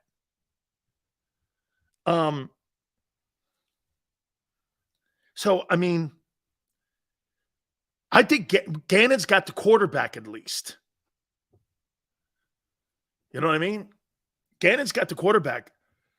Chris, Will Anderson's not going to last till 10. That's where I got that kid, Christian Gonzalez from Oregon down there. I think he makes the most sense. And again, the reason why, I don't traditionally like to go into the Pac-12, but because it's Oregon puts out really good football players from quarterback to offensive line to edge rushers to corners. I mean, why do you think people want to play in Oregon nowadays? They want to play at Oregon. Why? They want the Nike deal. Okay? Brian goes like this. Hey, Dan, thank you for the show. It's helping with my grieving process. I'll tell you something about the Eagle fans. You guys had a rough week. And I know my boy Tone has too, and his family and everybody. You guys have been all-stars. Okay? I know a lot of fan bases that would be going psycho right now. But because the Birds are your passion and because the Eagles are a civic pride thing for you guys handled yourself great this week. Kudos to you, man. You're a great fan base. You give people a ton of shit, and all of you guys defend your football team. And guess what? I kind of tried in the needle you guys. You guys needled me back. It's great. It absolutely was. You guys were great this week. I thought all of you were all-stars. Okay. Pete, I like Joey Porter Jr. I don't know he's fast enough, though, to play corner. I think he's more safety. You know what I mean? Hey, Chris, you had that game. Chris, that's the deal that probably kills everybody the most is that you had that freaking game. You totally did. You totally did. Mitchell, you guys had that game. That's a sorry-ass thing. Seals, would max contracts for each position help or hurt the league? You got to have a balanced roster. You've got to have salary cap guys nowadays. That's what Howie's forte is. You got to have salary cap guys. By the way, I want to say one last thing here. And today I listened to it too. And I texted him and I congratulated him. Today was Angelo Cataldi's last day. And Angelo is one of the absolutely greatest talk show hosts in the history of sports talk. You know why? He got it. He knew how to push your buttons. He knew how to pull back. He knew all the things to say, all the things to do. He was a master showman. He tried to keep his journalistic integrity as long as he possibly could. But when you do this, you can't. And can I tell you one of the most important things that you possibly have to do when you do something like this? Remember, I told you this, Tone. Getting close to organizations and getting close to players and getting close to coaches, it's a mistake because you can't be genuine then with your takes. Because your friendships and everything come into play. It's like my daughter when she goes, "Hey, Dad, you see Michael Irvin again?" Yeah. What am I supposed to say? Right? Michael Irvin's a friend of mine. Right? So that kind of stuff gets in the way a little bit. So Angelo, I thought, again, he says it was time for him to go. You'd rather go out on top, man, than be thrown out. That's how I look at it. Kudos to him. Kudos to that market for how long you tolerated it. Over 33 years he was on the air. I bow to that too, because he is truly one of the best. Tony Bruno is probably the most entertaining talk show host in the history of Philadelphia, but Angelo and Howard are right there as well. You guys have a great weekend. Tone, you have a spectacular one. Thank you so much, my friend. Xander, I thank you. Big Joe, we really appreciate it. I know it was a tough week. Hey, we're going to get into the combines and start looking at the draft next week. Combines are already here on the 27th. We start talking about the NFL combines in Indianapolis. Have a great weekend. We'll see you Monday going 3 to 6. We'll see you on the flip side. When it comes to the fight against insurance companies, large corporations, and the healthcare industry, injured victims are always the underdog. But that doesn't worry us. At Messa & Associates, we're an injury law firm from Philadelphia, and we come to fight. Our clients know that they've got representation with a chip on its shoulder, and it's the same chip that makes Philly the toughest city in the country. Call 215-568-3500 or visit us online at messalaw.com. Messa & Associates, the toughest injury firm in Philadelphia.